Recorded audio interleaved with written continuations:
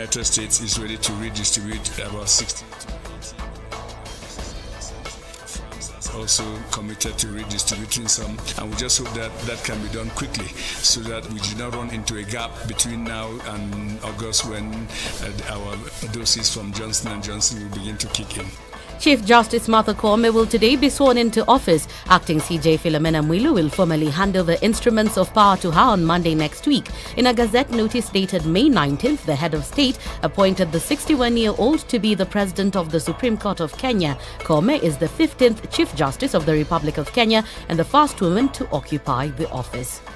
Police are investigating an incident where the body of a girl aged 8 was abandoned at Mama Lucy Hospital in mysterious circumstances. Michelle Jennifer, who's a grade 2 pupil at New View Academy in Kayole, had gone to school on Wednesday but never went back home. Her mother Linda Chieng told police that after Jennifer failed to return home, she went to the school where she was informed her daughter was at the hospital. The KDF services are expected to improve as President Uhuru Kenyatta today unveils new vehicles involved in military operations and other engineering equipment at the Thika camp. In the next 15 days, the Ministry of Defence is expected to launch various successful projects by KDF in collaboration with various government departments to promote national development. Among the projects are the management of a meat factory in the country, KMC, which is currently under the management of KDF, the launch of the 217 kilometers Nakuru Kisumu railway, which is expected to facilitate the transportation of imported goods. And in sports, Didier Deschamps has explained why Manchester United striker Anthony Martial has been left out of the France squad for the upcoming Euro 2020 tournament. Martial was not named in the 26 squad, with Deschamps blaming his persistent knee injury for his commission. Martial got injured in a match for France against Kazakhstan in March and has not featured consistently ever since. That's the Newswire. I'm Leah Ubaga.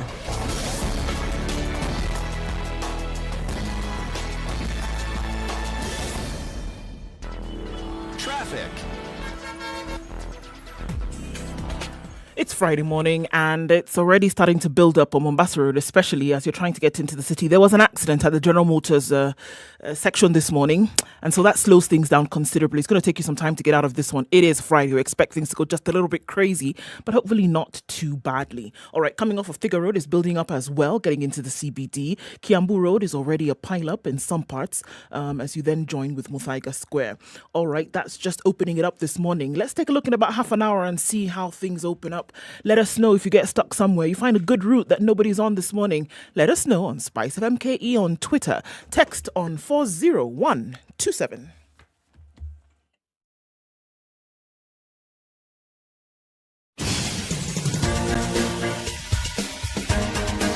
This is The Situation Room, the home of hard-hitting political commentary and penetrating insights about the state of the nation. This is a talk radio experience like no other. The Situation Room, a place for hard truths, debates, and elevated conversations. The Situation Room, witty, political, engaging, deep, controversial. In the room, we have C.T. Muga, researcher, academic, seasoned political observer, a fountain of wisdom in these politically uncertain times. Ndu Oko, Nigerian by birth, Kenyan by choice, communications expert, Pan-Africanist, a truth seeker and believer in people power, and Eric Latif, agent provocateur, the man in the chair, seasoned journalist, news hound, a man who believes in punching up, not down.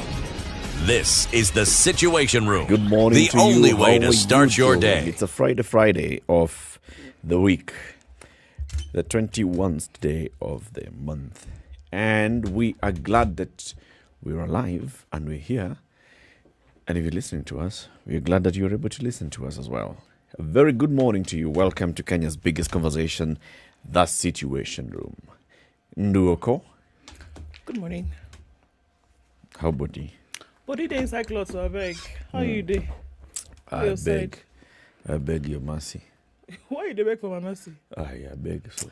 But make I tell you true, make I talk true. It be like say this morning I don't tire small. Body not agree.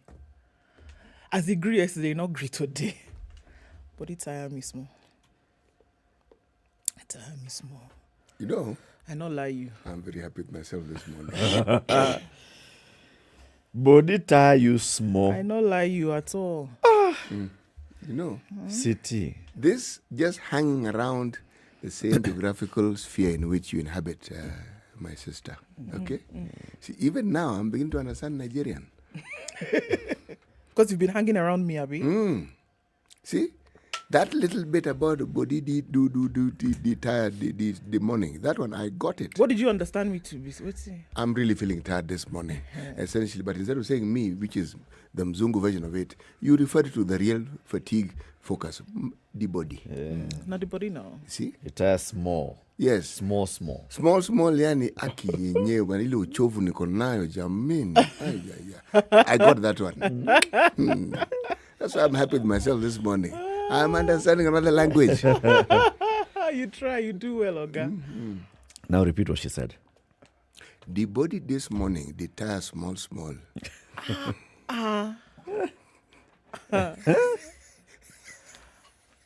Okay. Okay.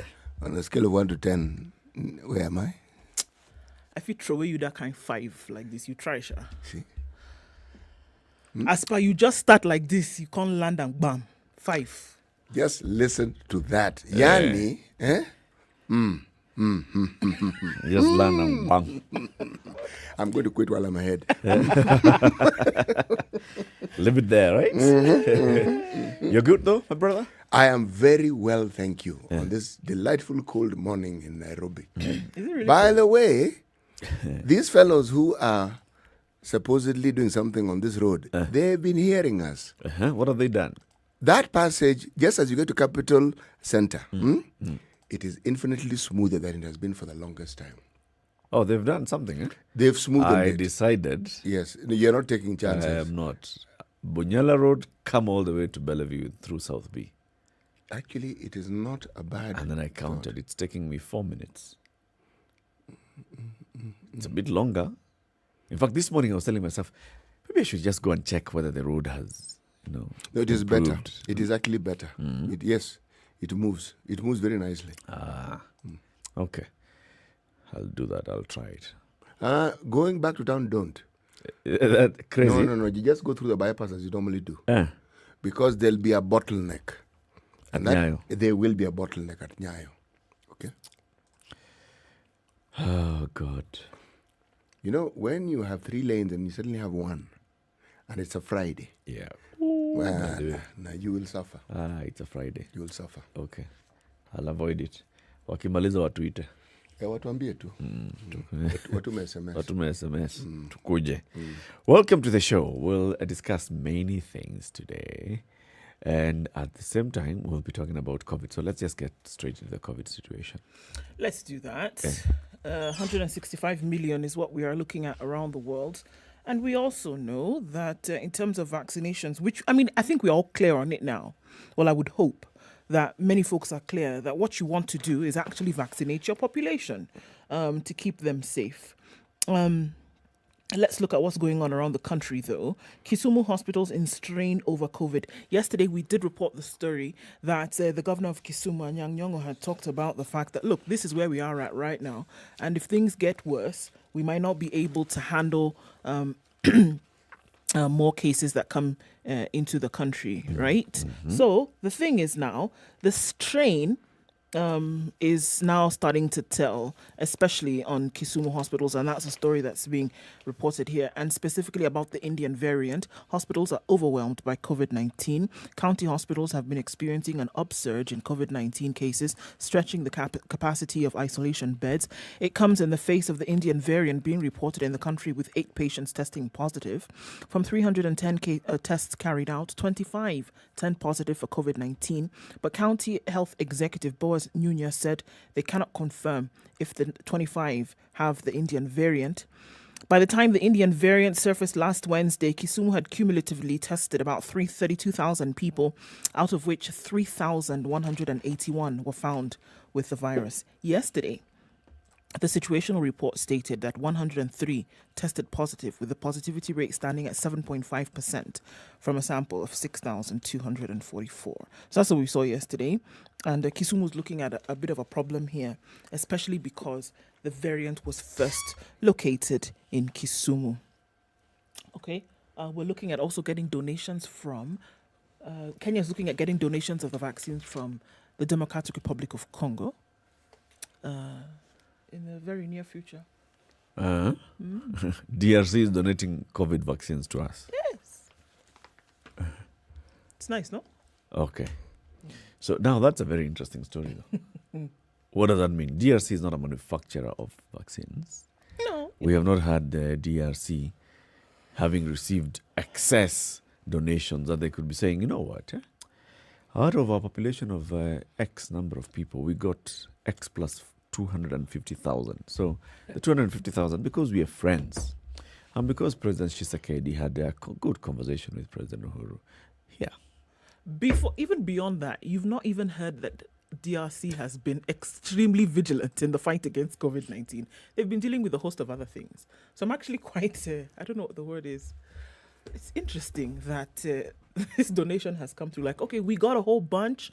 Let's give you some, in the spirit of camaraderie and neighborhoodliness. Do we even Let's give you know some. We're sharing out of the basket.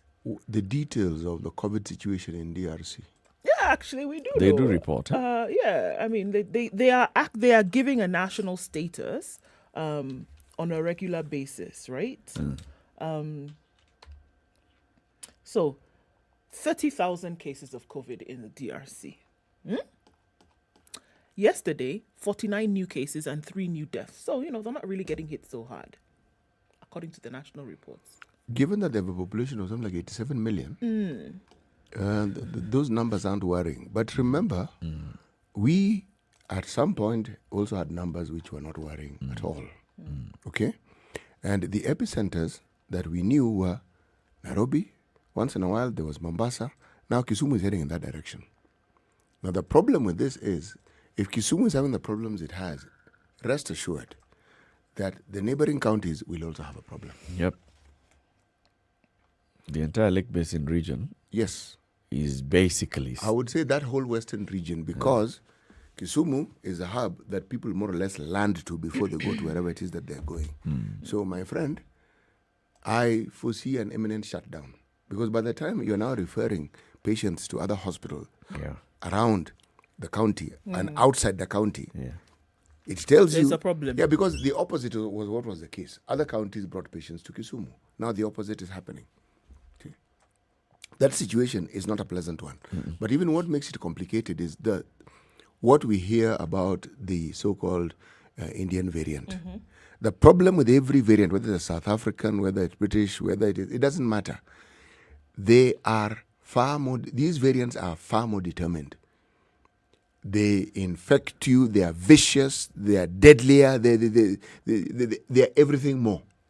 So, that is not a pleasant thing. No. No. It has a booster. Turbo. It's turbocharged. It's turbocharged. So, when it lands, what it does for you is unimaginable. Yes. Yeah.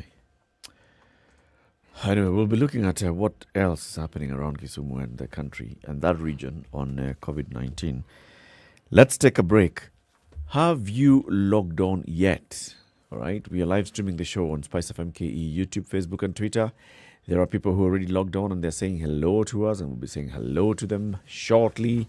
And we will be looking at the newspapers, and we want you to do that with us. epaper.standardmedia.co.ke. That's a portal that we'd like you to check out. epaper.standardmedia.co.ke. So what happens is, when you log on there, then you click on the read now, you will it'll bring you to a page where you create your account. So put in a username and put in a password, and then you get into the portal. After that, you find a page that tells you to select any of the packages that you'd like. Select a package. You can pay via M-Pesa, or you can enter your card details and it will deduct automatically. And after that, you'll be reading the paper for 10 shillings daily. The other newspaper, the physical newspaper, is 60 bob. But this one, you'll be getting the e-paper for 10 shillings daily. And you get to access everything else that is in the standard newspaper. Good morning.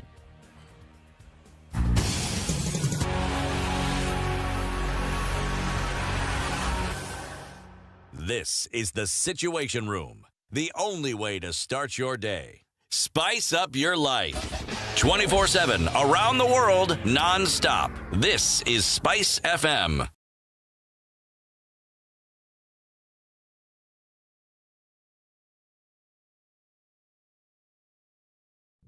You know, when you see someone being jailed, a governor or two or someone who stole, then people will fear. Because our problem is not the borrowing, it's the stealing. We've become actually a nation of thieves.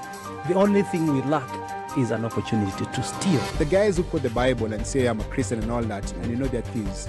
Return what you have stolen 4 times. If you know that you have property or anything that you have stolen, just return and say, my God does not allow me to hold stolen things. We are also a reflection of you, because you elect us. You know, we don't get into our office by ourselves. We are a reflection of the people who elect us. We don't want to go to the streets. We have a constitution that enables us, assert our will. When the legislators are now being taken as hostage by the executive for whatever reason, we are now bound by what they want us to do. This is just outside the realms of reality. We have impunity written into the DNA of our political class. How old were you when you learned that Jeshi Lokop is Jeshi Lawokov? I can't say it very well. Well, you need to watch this, look. And everyone knows. Okay. This is the Situation Room, the only way to start your day. The All right, weather it's mostly with cloudy Spice in Nairobi this morning at 16 degrees. It'll go to highs of 25 and lows of 14. Light rain in Nyeri, some parts this morning, highs of 23, lows of 14 today. It's mostly cloudy in Nakuru at 14. That'll be the low for today, going to highs of 25, 24 the high in Eldoret. It's clear at 13. 28 highs in Kisumu, mostly clear at 20. Clear conditions in Kakamega at 19, highs of 27, 31 recorded as the high in Mombasa, where it's partly cloudy at 24. This Friday, we'll see partly cloudy conditions throughout Malindi at 27, highs of 30. 26 high in Kampala. It's mostly clear at 21. Clear conditions at 21 in Dar es Salaam, highs of 31 and lows of 23. We'll see a low of 5 in Johannesburg, where it's clear currently at 12. Mostly clear conditions in Lagos at 27, highs of 32. 33 will be the high, where rain showers are coming down in Kinshasa at 25. Looking out east into Beijing, it's sunny at 27, highs of 30 and lows of 18. Clear conditions in Paris at 13 with highs of 17 and lows of 10. Partly cloudy conditions in London at 12, highs of 14, coming down to lows of 9. Thursday night in New York is clear at 15. We'll see highs of 24 and lows of 14. Chilled Spice.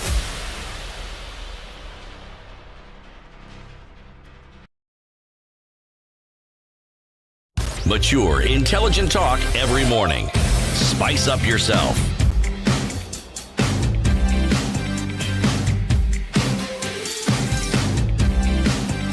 Mornings done right. 19 minutes 94 after point- 6. People are online this morning. That is true. Jamal is tuned in this morning, and Collins Kimtai Kipsat says good morning. He's a great follower and he's tuned in from Eldoret. Good morning, Collins.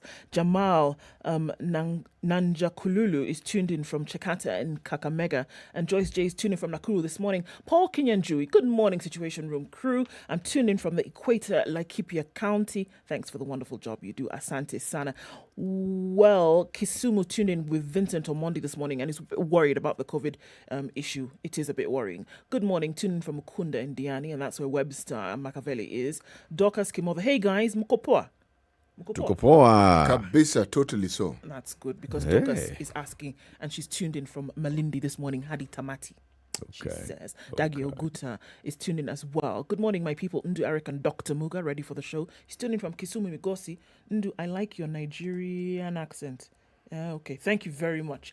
It's true, here in Kisumu, COVID is here with us, but we're taking a lot of precaution. Good, very, very good. COVID is real, says Moses Kashari. Our leaders are not caring about they care about creating positions, but not getting the vaccines. Can we channel our budget to health, food, education, judiciary, and tourism marketing? We need to reboot this country. Absolutely agree, but unfortunately, it seems like the budget will be going towards paying loans. But okay. Good morning, and that's Robert Mbogo. Shemongwai tuning from Nakuru. Duncan Erot tuning from Lamu. Guys are tuning from Kikuyu, Nakuru, Nyeri this morning. Bishop Goro Omokaya tuned in today from Getari, from all over the country and indeed the world. Good morning and welcome, everybody. Everybody. City. Today's proverb. Indeed. This one I particularly liked. Okay. Because it's not very cryptic. It is simple to understand. Yes. And it's easy on the mind on a Friday. You like it because it would be easier for Eric to understand. Eric understands complex things. Don't, if I may be colloquial, don't just see Eric like this. In fact, don't. There, I agree with you. Do not look where you feel, but where you slipped. Do not look where you fell. Feel. Oh. Feel. Do not look where you feel, but where you slipped. Where you slipped.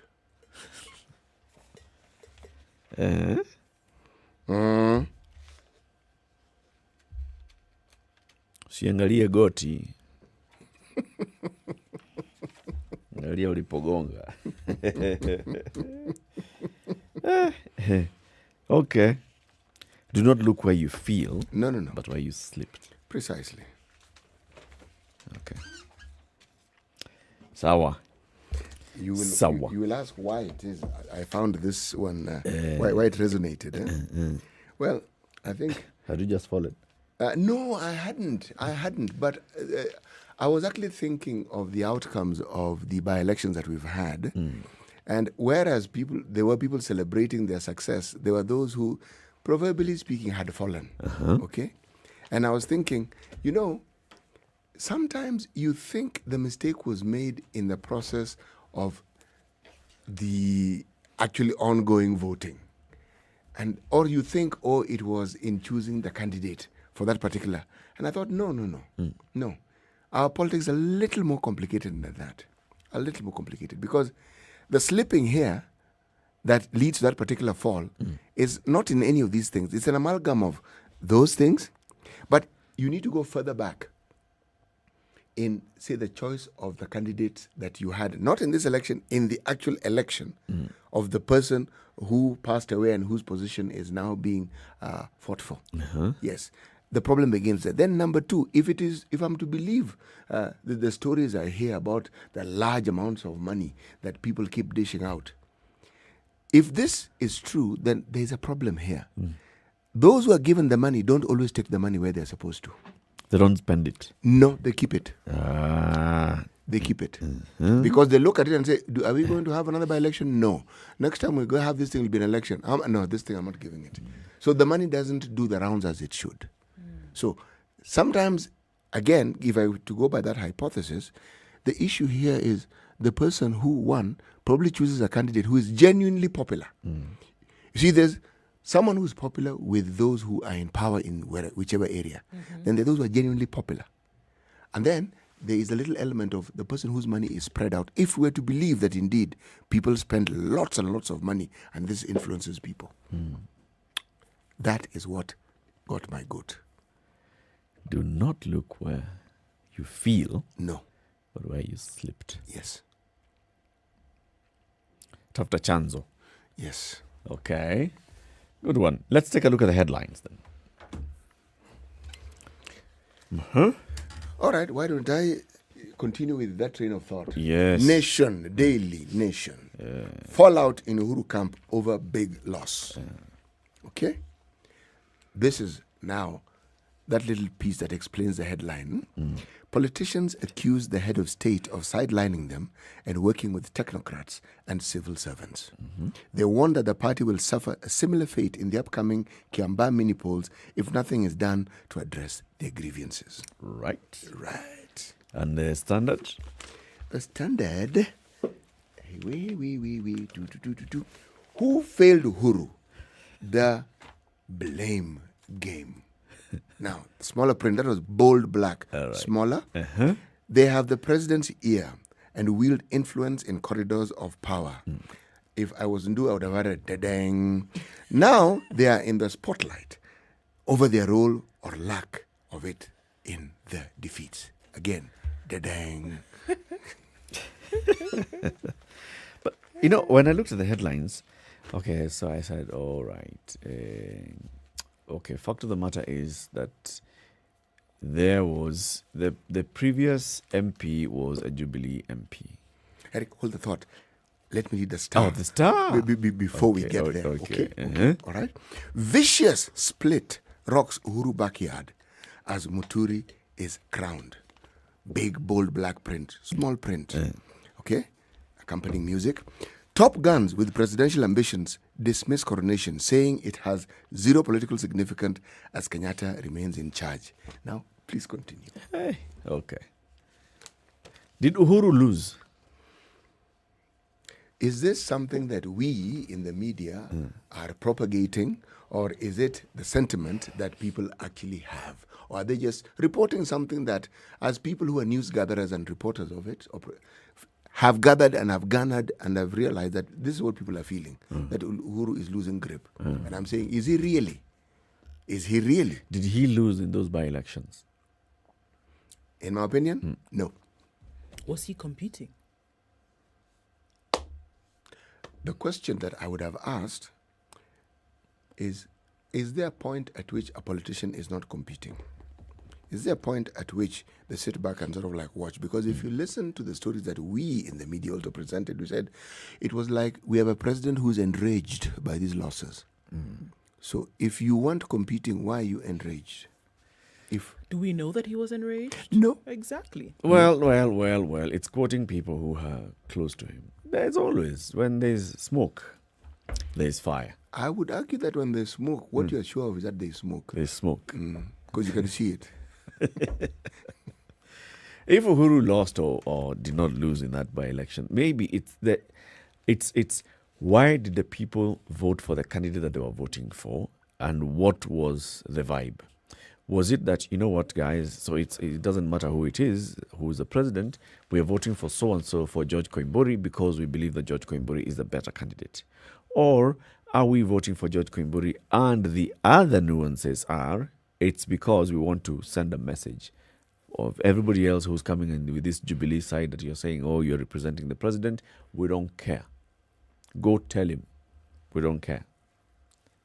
Because that also could be a loud message that maybe was coming out of, for example, Juja or Rie, right? That, yes, all of you people are coming and you're saying Jubilee, and we know the leader of Jubilee. We know who Jubilee is. In fact, not even, we know who Jubilee is. We are the ones who voted for Jubilee candidates in the last election just 3 years ago. So we know who Jubilee is. And when you come and remind us about Jubilee, we know who Jubilee is. But we have decided, no. We are not going to vote for this candidate who is Jubilee, and it's not a person that is unknown. I mean, the person is a widow of the former MP. If we really like the MP, and you get to a point where we've seen it before. People elect a widow, a son, or something. They do. So in this particular case, the nuance here would be that, yes, people are not just voting for George Koimburi, the person. They are voting against the Jubilee candidate. You know, the dynamics you've introduced, I think now, perhaps lend itself to the complexity of these situations. That one is unique to Juja, okay? If you then look at the election of the MCA in Nyandarua, if we listen to what our colleague in Nyandarua was telling us, he brought in some interesting dynamics because there were some fairly heavy hitters who made an appearance there. There was even mention of a cabinet secretary. So essentially, you got the impression that what you're dealing with here is not just this issue of the MCA. No, it's an arena where 2022 is beginning to play out. Okay? So the big shots, yes, Jubilee is in the background somewhere. But the individual interests, because at the end of the day, one of the things that is often very, very imminent in political situations is the personal interest of the players you're talking about. There's leaders' interests, leaders' dictates, and then the personal interests of individuals. Sometimes it runs contrary to that of the leader. And you know why in this case I would think it is even more potent? President Uhuru is not running again. He's president now, he's not going to be president again. Yes. That is a reality that people are aware of. People know this. Yes, and it influences a lot of decisions that are made. So they're already looking. So politics now becomes local. It is local. Proper. Yes. This is local politics, not about the national leader. No. It is here. It is who is campaigning. Yes. And what do they represent? Yes. And directly related to what and who will take care of our interests in this particular case. Yes. Makes a lot of sense, that as well. Let's take a break. 6:30, Kenya's biggest conversation continues shortly after we take a look at traffic. How is it looking this Friday morning? And then we look at more newspaper headlines. Good morning. 24/7 around the world non-stop. This is Spice FM. We've been all through it, you know. We go to school, study hard, get the much-deserved grades and celebrate our graduation. Then reality hits us. We get to the job market and we simply don't know where to start off. Thankfully, by visiting jobs.standardmedia.co.ke, your next career breakthrough could be a click away. Get the best in career advice, employment opportunities, internships, part-time jobs, CV writing, and interview coaching. Give your career the much-needed lift on jobs.standardmedia.co.ke. Classic soul, R&B, smooth jazz, neo soul, and nostalgic ballads. Make some noise. Yeah. You're listening to Spice FM. Yep, it is Friday and it's crazy on Mombasa Road already, all the way from the SGR. Even before that, at the Way Bridge, it's already a bumper-to-bumper situation. We know that there was the accident that happened at General Motors this morning, and it was actually quite a sandwich, a small vehicle between two large trailers, and it has not been removed just yet. It's causing a lot of traffic on that road, and it's tailed back all the way beyond Cabanas now. So if you're headed in that direction, guys, I'm sorry, but you're going to have to wait it out as they try to sort that issue out. But if you've not approached the area at Cabanas, turn right and use the overpass and then come out through the ICD, right? Route, that would be the best option for now, and then go via the southern bypass. That is what you can use. Bunyala Road coming in, you want to stick on Mombasa Road, it's going to take you some time to do that. You might want to go round and then come up on the other side. All right, so those are the two trouble spots we're seeing right now. We'll look at other parts of the city in a short bit. Go out to Mombasa and into Nakuru and see what it looks like this Friday morning. Text us 40127. Tweet us SpiceFMKE.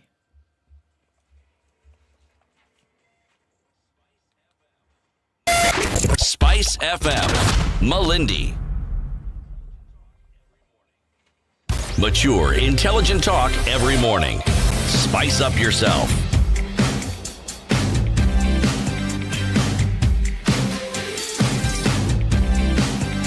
Mornings done right. 94.4 Spice FM, Nairobi. The Lamu port rose to life with President's blessings. President Kenyatta opened the first of the planned 32 berths and pledged more funds to complete 2 more berths by October.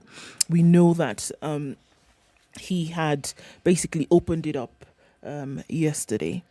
The opening of the first berth will act as an assurance to those who have been doubting this project, said the president.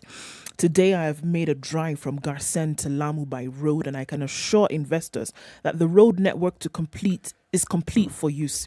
I invite shipping lines and cargo movers to come and start using berth 1, which is already in use from today, as we await the opening of the berths number 2 and 3 in July and October, respectively. So this has been opened up, and there's an open hand that's been extended to businesses, not just here but around the world. 310 billion shillings is what Kenya spent on the Lamu port, and it had received its first 2 ships yesterday. It was a high point for President Uhuru Kenyatta's administration. It pushed the country closer to achieving its ambition of becoming a major shipping hub on Africa's coastline.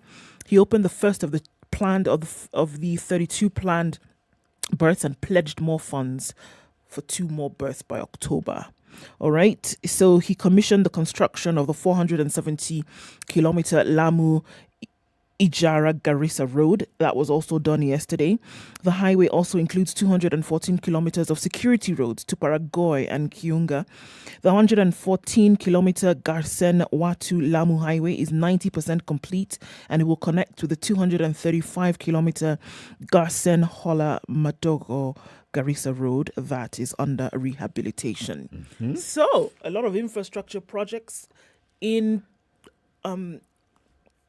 construction, some close to completion, and clearly the Lamu port here, that first berth completed. So, the president is also saying, look, we're finishing, we are working, we are continuing, we are committed, and we are seeing through on our commitment, and we're opening up the country, and we want, everybody to come in and do business with us. We said we were going to do this, and we are finishing. We are going on. So this is one of 33. 32. One of 32. Good that they have started. KPA is already slashing rates by half to draw importers to the new berth. And they're saying, so Shore handling and wharfage services, which involve loading and discharging of domestic and transit cargo, will attract a 40% discount. They're saying stevedoring, for example, will attract a 40% discount. All these things basically saying, okay, you come here, you are able to operate at a heavy discount. You can imagine people who would then be looking at bringing cargo, and that cargo is mainly destined for that part of the country where you don't need to come to Mombasa Road. You'd go to Lamu and use the port. The completion of the Garsen Road is a good point as well, because like we were saying the other day, complete the port, but make sure that the infrastructure that offtakes the goods from the port is also working. If it's not, then it will take a long time before the port becomes useful or beneficial or highly operational to the local economy and for what it was intended to do. But even more significantly, Lamu Port becomes something that is very unique on the continent, only after Durban, something that you refer to as a transshipment hub. Because of, this road network that we speak of, it enables that particular port to now serve and service. You're talking about Ethiopia, you're talking about Southern Sudan, but it's not just road, rail, when we get to it, and also pipelines. So if you just think of the future and you think of the possibilities of what that port can then do, as I said, it does something that only Durban on this continent of Africa has been able to do so far. And it is, as we speak right now, if we leave the Renaissance Dam aside, it is one of the biggest projects that are on the continent right now. And it genuinely opens us up to trade that in a manner that we've actually never been opened up to before. Indeed it is. Yes. You can imagine the first time that LAPSET was actually conceptualized, and then it was launched in 2012 by President Kibaki. It had been in discussion for a while. It had been on the files for a long time. The Kibaki administration just dusted up the files that had been done. You look at it and you wonder, okay, so these things are brilliant and everybody understands that they're brilliant. But then the whole politics of everything slows it all down. Look at LAPSET and how big it is, how big it's going to be. It's a 2.7 trillion shilling project. It's a big project. If we actually actualized, make sure that the road going all the way to Garissa is working, past Garissa that can cross over into Ethiopia is working, coming into... If we made sure that the connection to Ethiopia is working, there's nothing you can't do. If we made sure that the rail service is actually put up between there, like it's intended to do, crossing all the way into Ethiopia and South Sudan, it would be a big thing. It will, and the African Development Bank has played a very key role in also getting financial support from other players in Canada, Germany, Spain, Denmark, and Norway. Because remember, what the president has done is just begun the process, and there are how many other berths remaining? 31. Okay? So to build all these, more funding will actually be required at some point or the other. Yep. But the bankability of it, I think, given the support has received and where we are at, it is clear that this particular port is bankable. Absolutely. Yes. It is. It is. Let's just do it the right way. If we do it the right way, we'll get it done. If we don't, we'll be in trouble. Speaking of things being done the right way, it seems that there's a problem. Uploading of grade 4 marks has faced hitches. Grade 4, right? KNEC accused of failing to facilitate the downloading and printing of key materials. Primary school heads are struggling to upload scores attained by grade 4 learners in an assessment carried out 2 months ago. Teachers who said that it takes inordinately long to upload the data, raising queries about the system that is expected to carry the children's cumulative results until they complete primary school. Now, before I go on, let's just look at a little bit of a background to this, right? So with the new system, essentially what happens is you take this assessment in grade 4. Thereafter, you're not looking at one big exam at the end of primary school. What you're looking at is a yearly assessment with the one then big one, or, at grade 6, before then you go into junior secondary and then upper secondary, right? So what happens is that the exam the exam is not the anchor anymore, but that your assessment over time. And so what is required, all these things that parents are complaining about now, drawing these, which project, buying cotton wool and et cetera, is put into the system. right? So the system then looks at how you have been performing over time and then now knows on what level now you will have been assessed and how you can then progress. So it is vital to have this system operating optimally in order for you to then see the progress of a learner. All right? Now, the system in this time is when it has been used and it's being tested to see how it will really operate. This was with the uploading of the grade 4 exam, or rather assessment results. They were assessed from March 8th to 19th. Teachers marked the tasks and have been uploading the outcomes on the KNEC portal. Subjects proving most difficult to upload are science and agriculture, as well as integrated learning areas for pupils with special needs. Examinations have been replaced with formative assessment in the competency-based curriculum. Learners will be assessed in grade 3, 4, 5, and 6, and only the last 3 will be used to determine performance at the end of the primary school. But now teachers are complaining about a hitch, and they're a bit worried. If we're having this hitch now with just uploading results from grade 4 assessment, how are we going to do it now when we're going to be uploading everything that they do in the system? Because that's what they have to do. So this is. So are the hitches technological hitches or are they user hitches? Oh, I think there's a little bit of both here. There's a little bit of both. I don't think we can chalk it all up to technology, but KNEC says that they're trying to make sure that it is as user-friendly for everybody as possible. But teachers are a bit worried that the tools that they need to upload sometimes are not entirely available, or they're not really sure what to do. And sometimes the system is slow, and that you may have uploaded something and you come later only to find that it actually did not upload, which would be a problem if you didn't come back and check later on if you're looking to assess this learner and some part of their work was not uploaded. Okay? So... This, I think, is nothing unusual. A new system, you depress the start button, you will have hitches. I think so. We saw this with the RD, what is it called? Ardisasa. Yes, we did. It's what you expect. And I think the more that it is worked on, the more people use it, the more they'll be able to see the kinks, straighten them out, and the better it will become. Sure. Yes.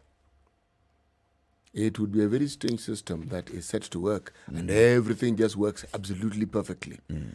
No. No. Yeah. No. Okay. There's a man in Tanzania who was very, very rich. His name was Reginald Mengi. Reginald Mengi died in 2019 in Dubai at the age of 75. News spread around East Africa of, Reginald Mengi's death and his burial and his young, beautiful wife, who is a former model and a media personality. Okay? Now, apparently, Mr. Mengi had written a will in which he had bequeathed the entire estate of $560 million, that's about 60 billion shillings, to the wife, the young wife called Jacqueline Ntuyabaliwe. Eric, Kenya shillings. Kenya shillings, 60 billion. Yes. Right? So, Tanzania shilling? Wachana hiyo. Now, the man was married before, and he had other children, older children from his first marriage. Those children and their uncle went to court to challenge the validity of the will, and they were saying a number of things that could not have happened.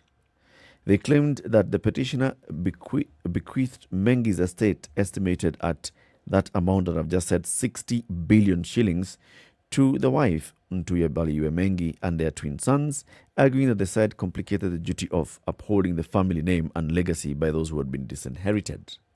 They also said they doubted the validity of this particular will because the signature used on this will is not the will that had been used elsewhere by Mr. Mengi. They also said, look, during this time that you say that he penned this will, this man was really, really, really sick. He could not have written. He could not have, written this will in his proper state of mind. The judge agreed with the petitioners. And he said, first of all, there are a number of things here.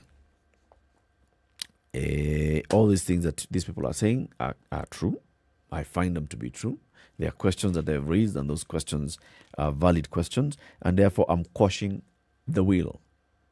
And I am directing that all the people who are claiming at stake here, that is, all the children of the late Mengi, should get their wealth divided among them.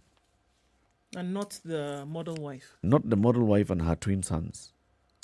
Okay.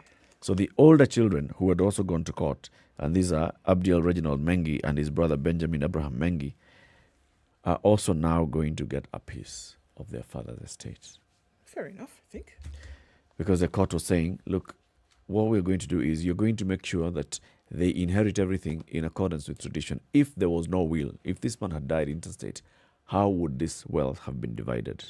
Follow those. This man was a Chaga, follow Chaga traditions, divide the wealth.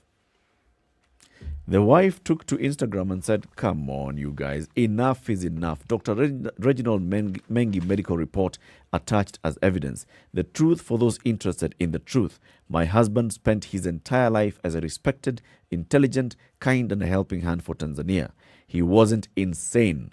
You can say whatever you want and take everything, but for this, I will defend him to the deathbed. It's okay. But at the end of the day, the court has said you will share the money amongst all of you, Abi. Death has come into the discussion, has it? Yeah. If I will die defending that fact that this man was not insane at the point of his death, he was completely sane. He bequeathed me this, knowing full well what he was doing. Si ati najaribu kuiba hela zenu mimi. Sina haja na hela. Hela chukweni. Lakini jina lake msilidhalalishe hapa. So what she's, am I to understand you to be saying that, look, I'm not interested in the wealth? Leave that thing, Josh. She's interested in the wealth. So that, I mean... if it comes to that, That's so. if it comes to that, if it's about wealth or upholding his integrity... I'd rather uphold his integrity. Yes. Leave the money. I'm not interested. We had a similar case. Well, similar in this sense, okay? The governor of Kericho County passed away some time back, Dr. Joyce Laboso. Yes. There's been a tussle between her family and her husband, okay? Mm-hmm. A gentleman by the name of Mr. Edwin Abonyo, okay? Now, look at how this matter has been handled. What Edwin Abonyo has gone and said was, look, some of the issues that have arisen have to do with the estate of my wife's parents, okay? And my wife was one of the administrators. So we need not quarrel about this, okay? Anything that belonged to her parents' estate, let it be in that estate, and let the siblings of my wife look after those interests, okay? And the family in turn has said, yes, anything that belonged to your wife, whether it was the bank account, something that she bought on her own, with its properties in Mombasa, Nairobi, Kericho, Kisumu, those ones we have no quarrel about. Now, you tell me, is that not a good way to handle issues? I would say so. Yes. And he in turn has also said, some of these properties, I'm going to share them with my children. The cars, the houses, I'll bequeath them to the children. Now, you look at this and you say, well, is that not a lovely and a peaceful way of settling issues? A good way of settling it. Yes. Because this particular one of Dr. Mengi, I think the games have just begun. You think so? I think so. The games have just begun. I see these two sons putting an upper one. How old the are young these? girl. First of all, how old are these younger sons? They are the twins, yes. The twins. They're young kids. Okay. You see, again... The older sons are older than the wife. The older sons, some of them are probably closer to me in age. Her stepsons are older than her. Yes. Now, what am I saying? I'm saying that some of these issues, only the law can decide. And that is what I like about the progression that was made with our new constitution and our laws.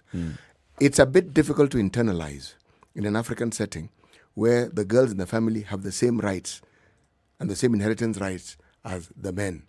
When for the longest time it was known that any property owned by the parents goes to the boys. Ah, yes.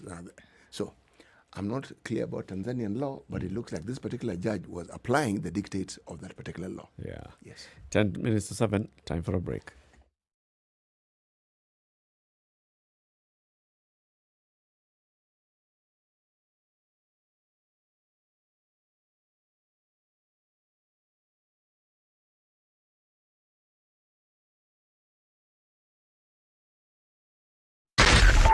SpiceFM, Nakuru.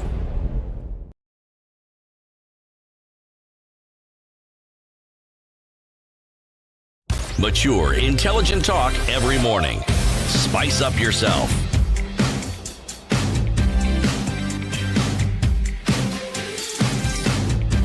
Okay, it's Mornings 9 minutes to done right. Business Daily. Vodacom, headlines of course. Yeah. Vodacom mulls part sale of M-Pesa stake. Uh-huh. Okay. South Africa's telecom operations, Vodacom Group, is considering selling part of its stake in mobile money platform M-Pesa to unlock value running into billions of shillings into the fast-growing service. Okay. A chief executive, Shamil Jusub, disclosed the sale plans at an investor briefing on Tuesday in response to an analyst who asked if the company is likely to spin off M-Pesa and whether the multinational is willing to sell stake to external parties. Mm-hmm. M-Pesa is currently offered by Vodacom's majority-owned subsidiaries in Tanzania, Mozambique, Lesotho, DRC, of the Congo. Vodacom also owns an indirect, I'm turning the pages to page 4, stake in M-Pesa business in Kenya through its 35% stake in Safaricom.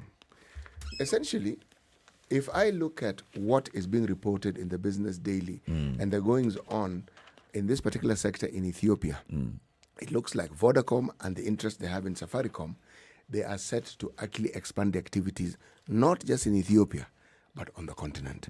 Because the moment you get to Ethiopia, the next thing we're going to hear, they want to move into what? West Africa. West Africa. Yes, because they're already in Central Africa. They're in Southern Africa.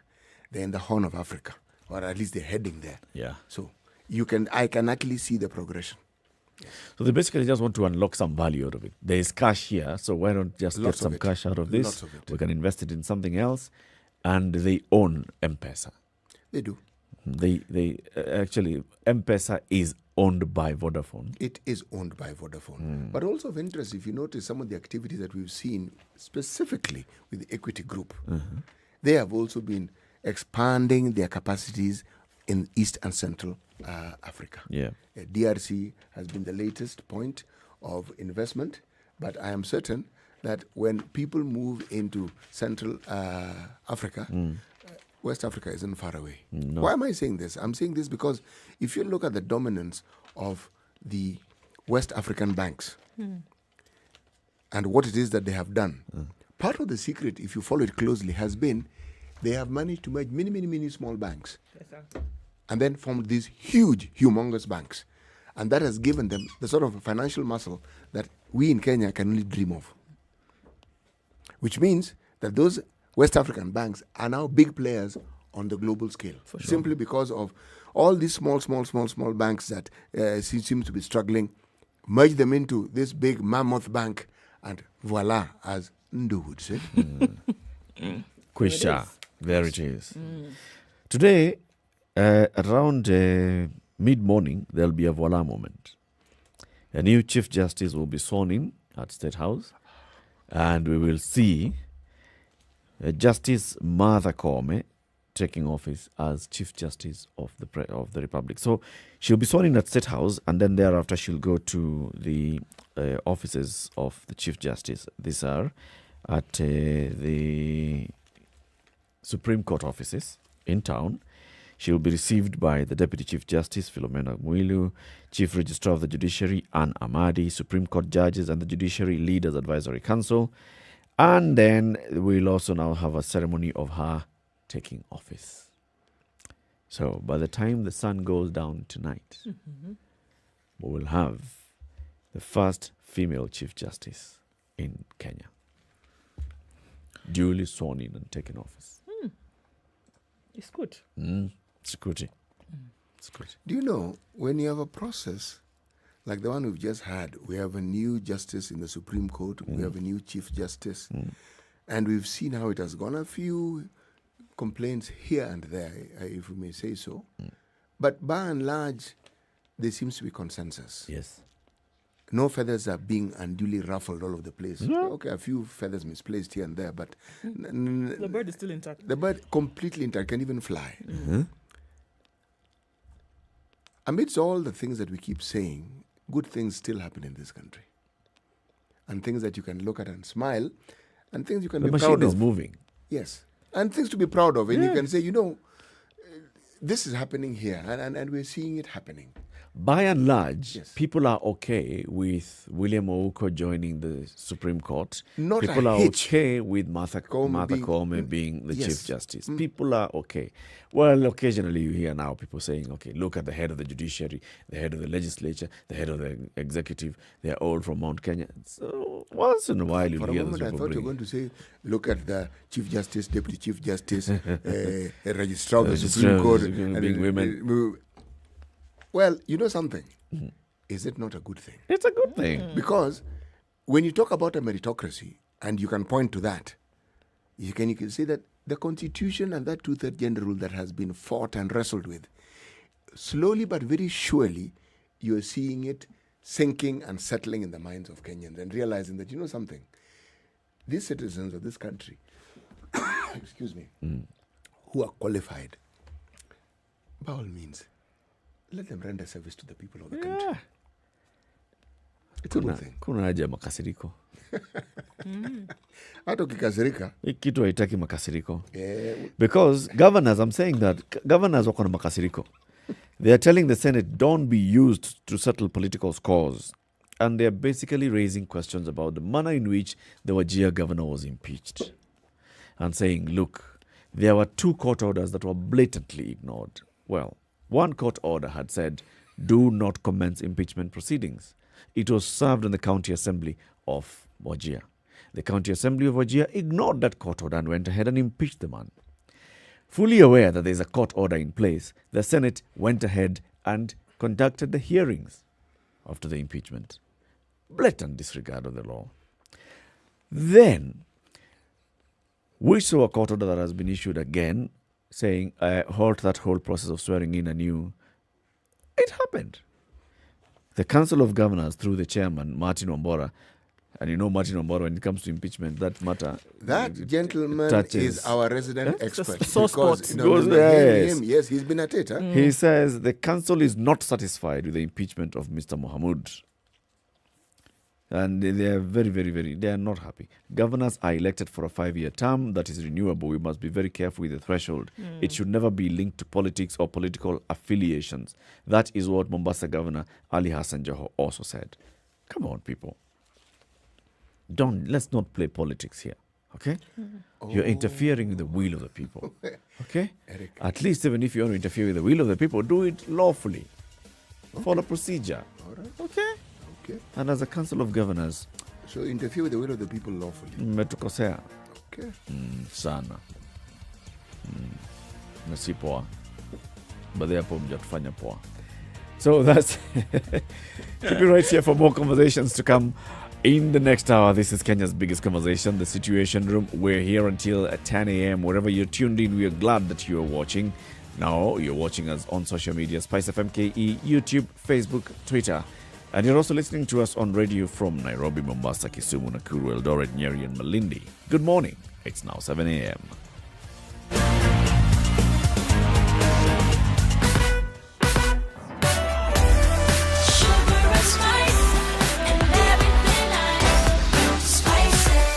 Spice up your life. The latest news from around the world. 94.4 Spice FM.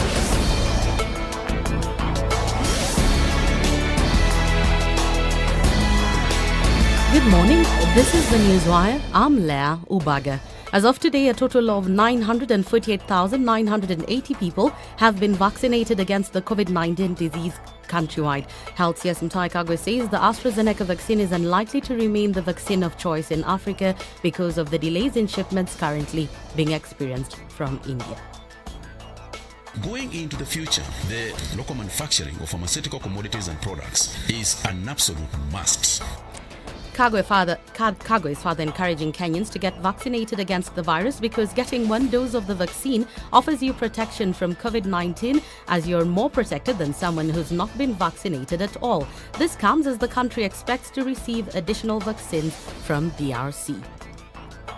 We remain hopeful also that the positive signals that we are hearing from countries that had acquired large amounts of vaccines are ready to begin to redistribute. The United States is ready to redistribute about 60 to 80 million doses of vaccines. France has also committed to redistributing some, and we just hope that that can be done quickly so that we do not run into a gap between now and August when our doses from Johnson & Johnson will begin to kick in. Chief Justice Martha Koome will today be sworn into office. Acting CJ Philomena Mwilu will formally hand over instruments of power to her on Monday next week. In a Gazette notice dated May 19th, the head of state appointed the 61-year-old to be the president of the Supreme Court of Kenya. Koome is the 15th Chief Justice of the Republic of Kenya and the first woman to occupy office. Manufacturers, hospitals and clinical laboratories have been urged to regularly calibrate medical equipment to reduce device-related errors in a bid to enhance patient care and safety in the country. KEB's Managing Director Bernard Njiraini says stakeholders in the healthcare sector need to collaborate with the standards body in ensuring that medical devices are regularly measured for accuracy to avoid erroneous measurements that can compromise a patient's well-being. I think as Kenya Bureau of Standards, we talk about measurements, and we want to say that once measured, it gives you the accuracy. It gives you the confidence that you have, that what you are measuring is correct. Calibration gives you that confidence. A 37-year-old man has been arrested on allegations of killing his 23-year-old wife in cold blood. OCS Charles Laboso says the suspect hacked his wife on the neck and feet multiple times with a machete. According to the police chief, the two had been having marital problems.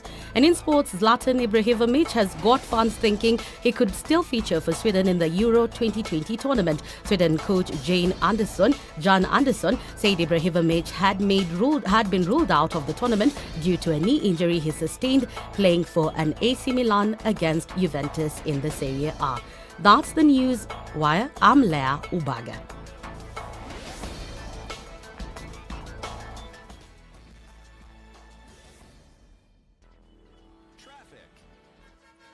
People are shouting. Oh, people are shouting. It's terrible on Mombasa Road today. As you want near reach Bagavi Way. Did I say Bagavi Way? I meant General Motors. Can you see how I can make that mistake? Anyway, so there's traffic right around there, Mombasa Road, and people are going crazy. It's very, very slow as you're trying to leave General Motors out, and it's a problem this morning. Very, very slow. Okay, so now let's look outside of Nairobi, okay? My Mahu, every time on a Friday, what's going on? There's been an accident there, and traffic now is tailed back for quite a number of kilometers. So that accident has occurred this morning. If you're headed out in that direction, please watch out for this because now traffic is very slow. Outer Ring Road, around the pipeline area, there's traffic, there's Matatu indiscipline, there is just Friday morning madness. That also is slowing things down considerably. Thika Road, not behaving too badly this morning as you're trying to get into the CBD. Let's watch out for that. Keep an eye on Langata Road as well. As the past couple of days, it has been quite crazy. Hopefully, it pans out a little bit today. SpiceFM KE on Twitter. That's how you can get in touch. Text on 40127.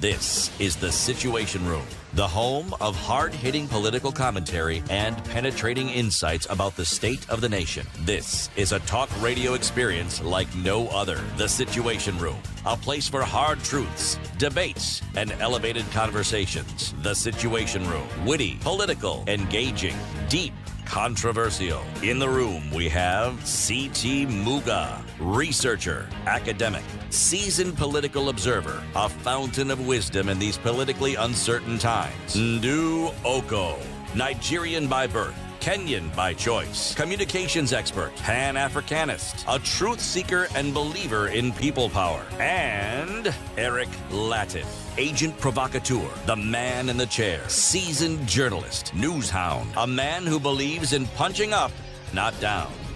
This is the 6 minutes after Situation 7, Room. Kenya's biggest conversation continues. We are glad that you're tuned in wherever you are this morning. Siti Muga, today's proverb.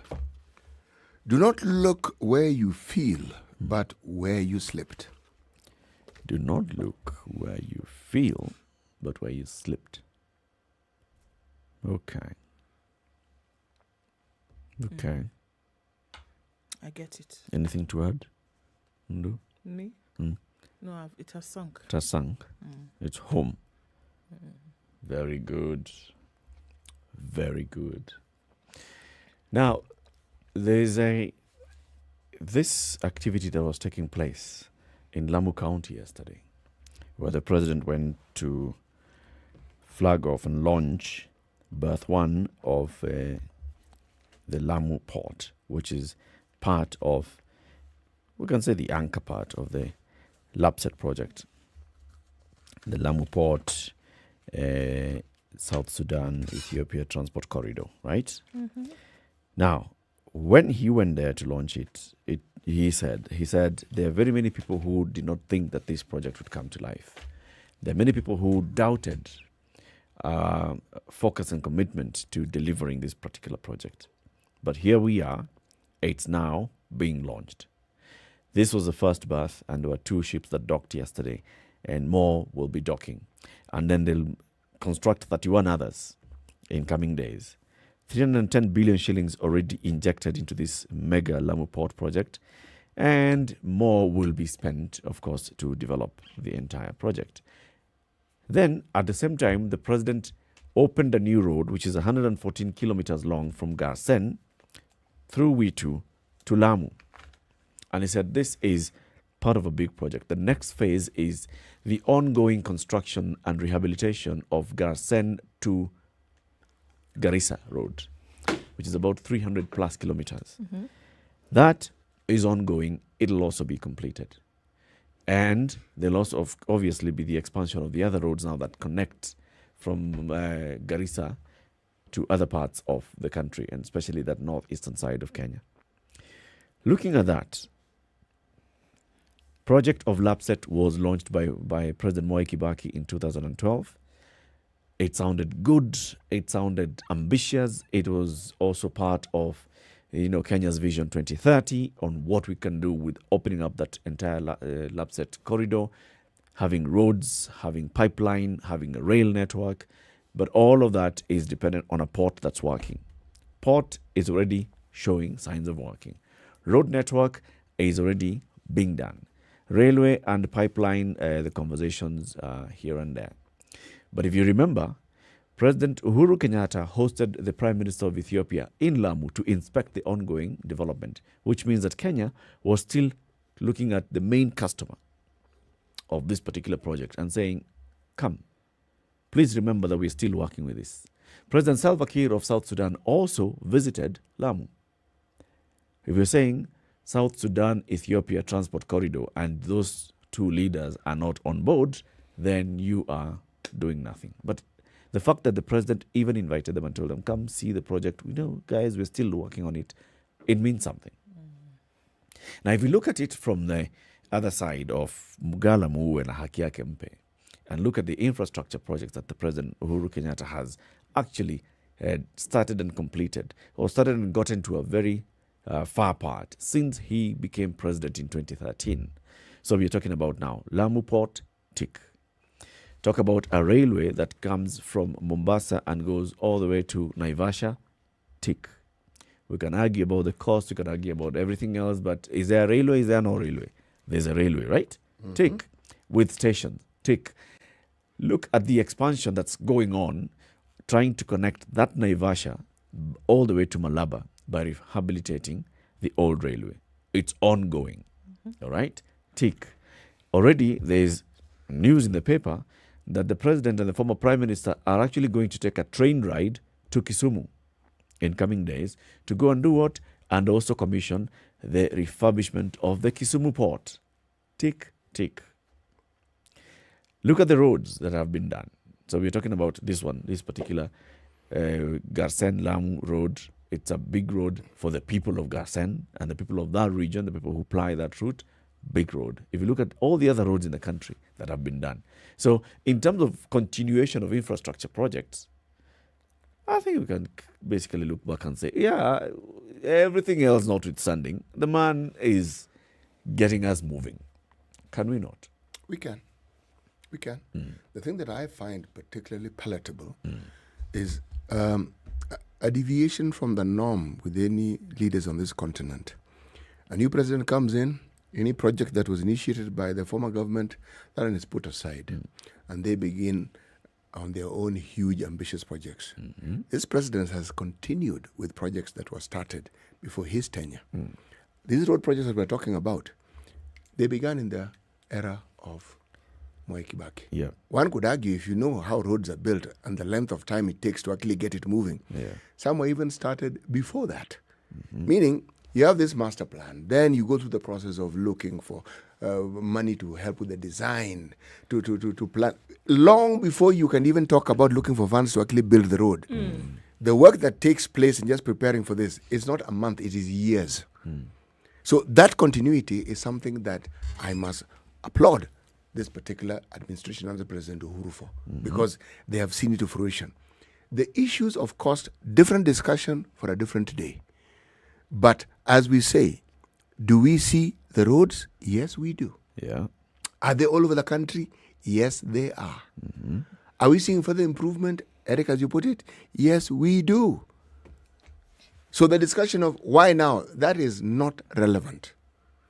Right now, the issue is we are seeing things that didn't exist now existing. We are seeing plans that had been started coming to a completion. That, whatever else you say, is a good thing. And everything that follows. Yes, now infrastructure is not just roads or airports. Yeah. The issue of adequate supply of water, building adequate bridges, making sure that you have a serious telecommunication network, making sure that you have power production and the distribution of it. Some of these things we do have a little tweaking and just a little restructuring, and it will be a reality that everyone in this country can say, you know something, we have water running through our taps, we have affordable electricity. These are things that can be worked towards, but the building of roads, as we are seeing it, is usually the starting point. Because when you build roads, you're going to end up building bridges as well. You know, you talk about Garsen, one needs to go to Garsen to understand this. If you go through Malindi, there's a tarmac road. And for the long, it actually got up to Garsen. Thereafter. So find your way. You and God. You and God. And when it rained, oh, goodness gracious me. Goodness gracious me. You would actually be cut off. So all I'm saying is that if you haven't been to that particular part of the country, I don't think you would understand the enormity of the benefits that are being brought about by this project. It's difficult to envision it. If you live in Nairobi, you work here, or you come from a place which has a big town, you wouldn't be able to envision it. But just that one project, it'll open up that area in ways that we can't even begin to imagine. Yeah. So it's not necessarily that these are being done to kind of cement any kind of legacy or legacy story, but the man is doing his job. The man is actually coming out to do what he said he was going to do, and that he has seen the country, you know, from a bird's eye view. And he said, look, there's certain pockets of the country that if we open them up just a little bit, there's no telling then what we would be able to do for the economy of the country, for the development, for the people being able to move from point A to point B, opening up certain parts of the country that had previously been closed, then inviting business from other parts of the continent as well as other parts of the globe to make it a little bit easier to do business with Kenya. Seeing that and saying, you know what, I'm going to do it, not because I want people to remember me because I did 1, 2, 3 things, but because the country needs it. This is what I said I was going to do. I was committed to this cause, and for goodness sake, it is my job. And there are many people who said that I was not going to be able to do these things, or that I was just fluffing about and just saying things to make it sound nice. But I am doing it. And not only have I just done this, but there are other things that are coming that I said I was going to do that I will complete. So many people would say, well, they're just going to chalk it up to legacy and say he wants to be remembered as somebody who delved deep into infrastructure and that kind of development. But I mean, if seeing it a little bit deeper, the fellow's doing his job. He's doing what he said he was going to do. And maybe at this point actually saying, and even going as far as to say that there were certain parts of the country that needed to be developed, and I am going to make sure that we actually get it done once and for all and finished. Remember one of the things that the envoy from Qatar, when he came to Kenya to sort of like give us that white handkerchief that represented, he actually didn't. But metaphorically speaking, that signal an end to the hostilities that we've been seeing between us and our relatives and neighbors in Somalia. There was something that was mentioned in that reporting regarding oil that is resident around that border area that is under dispute. And the understanding that should we then prospect for it and should we then get to a point where we can commercialize it, the division of those spoils will be on, say, a 50-50 basis.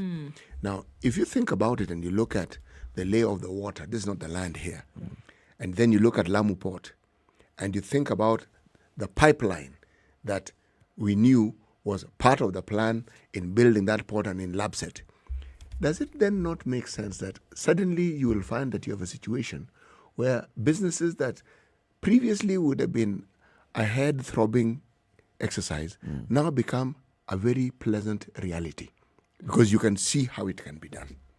And also, when your neighbor is also set to benefit from it, I think it then becomes even better and it makes for even better relationships with your neighbor.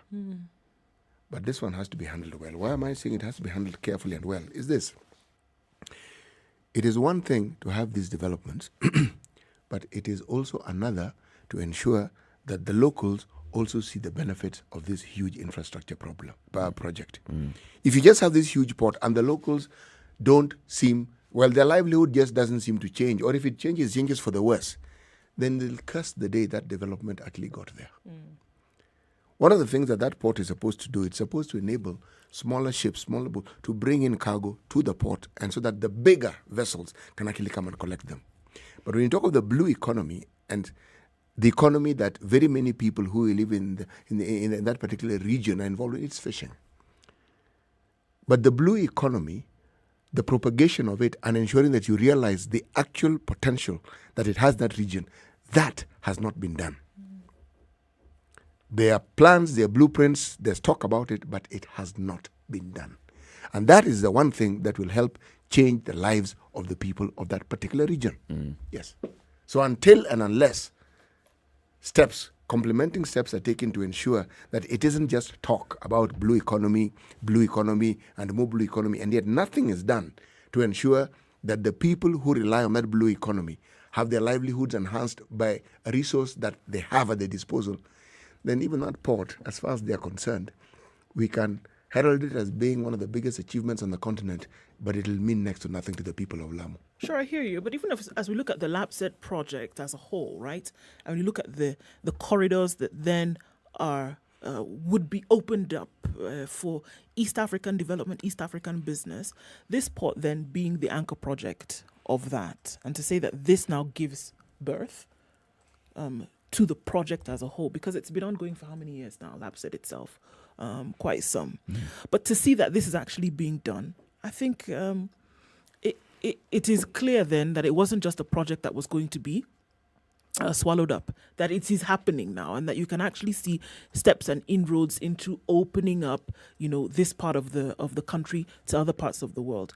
And I think that once you see, I think it would be detrimental that you open up something like this and then you don't do the things that you're talking about, like making sure that it is actually usable, that people will actually use it, that the country will use it to benefit, that you will actually complete the remaining 31, that by October the other 2 that you said you would do, you will actually do. Because the benefits of this is huge. It cannot just be that, all right, we commissioned it, we started, and then we left it. Because there's so many other things that depend on it. I would like to think that the president and administration at this point actually sees the importance of doing this and making sure that it works, not just for big national projects, but then the communities around this area, how they can benefit and actually be lifted up. To spur local economy. Vital. If that port actually comes to life, you can imagine the life of the local people is going to change immensely, because that economy will be spurred. And then, like you're saying, CT, the issue of looking at the blue economy and seeing how can we take advantage of everything else that comes with it. Now that we have a port, now that it's what else can we do to make our blue economy work as well? There's fishing, there's everything else that goes around fishing. There's a value addition. You can actually fish and do value addition there and make sure that the fish gets into the market. A lot can be done. Let's take a break at 20 minutes past 7. Take a look at the weather, and then we continue the conversation looking at President Uhuru Kenyatta's infrastructure projects, okay? Not just the Lamu port, but the very many other infrastructure projects. Which ones can you think of? Which ones do you remember? Which ones do you relate with? And how are they transforming the country? Are some of them of no benefit? Are some of them white elephants? Let's talk about all of them, right? Jobs.standardmedia.co.ke. Have you logged on? Have you checked which jobs have been advertised? Well, there's a company called Corporate Staffing Services that's looking for an accountant, a logistics officer, manufacturing, a company that's looking for that and many other jobs. If you actually just go on to jobs.standardmedia.co.ke, you'll see the jobs and you'll be able to subscribe whenever a job that is aligned to you is posted. You receive an alert, so you can go and directly apply for it. Okay? That's jobs.standardmedia.co.ke. Good morning.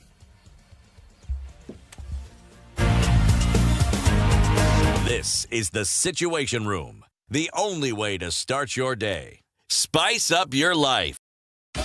24/7 around the world, non-stop. This is SpiceFM.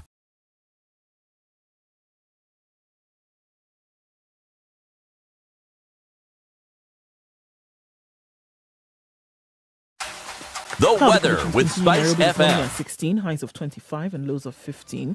It's raining in some parts of Nyeri at 14 with highs of 23. 25 will be the high in Nakuru, where it's sunny at 15 and mostly cloudy in Eldoret at 13. Highs of 24, highs of 28 in Kisumu. It's raining at 21 and mostly cloudy conditions in Kakamega at 20. Highs of 27. 31 will be the high in Mombasa. It's currently sunny at 25. It's also sunny in Malindi at 25 with highs of 30. Highs of 26 and mostly sunny conditions in Kampala. Dar es Salaam is sunny at 23, highs of 31 today. Highs of 18 and lows of 5 in Johannesburg. It's clear at 10. Mostly cloudy conditions, rather clear conditions in Lagos at 25. Highs of 32 and lows of 26. We'll see highs of 33, lows of 25 in Kinshasa, where it's now raining at 24.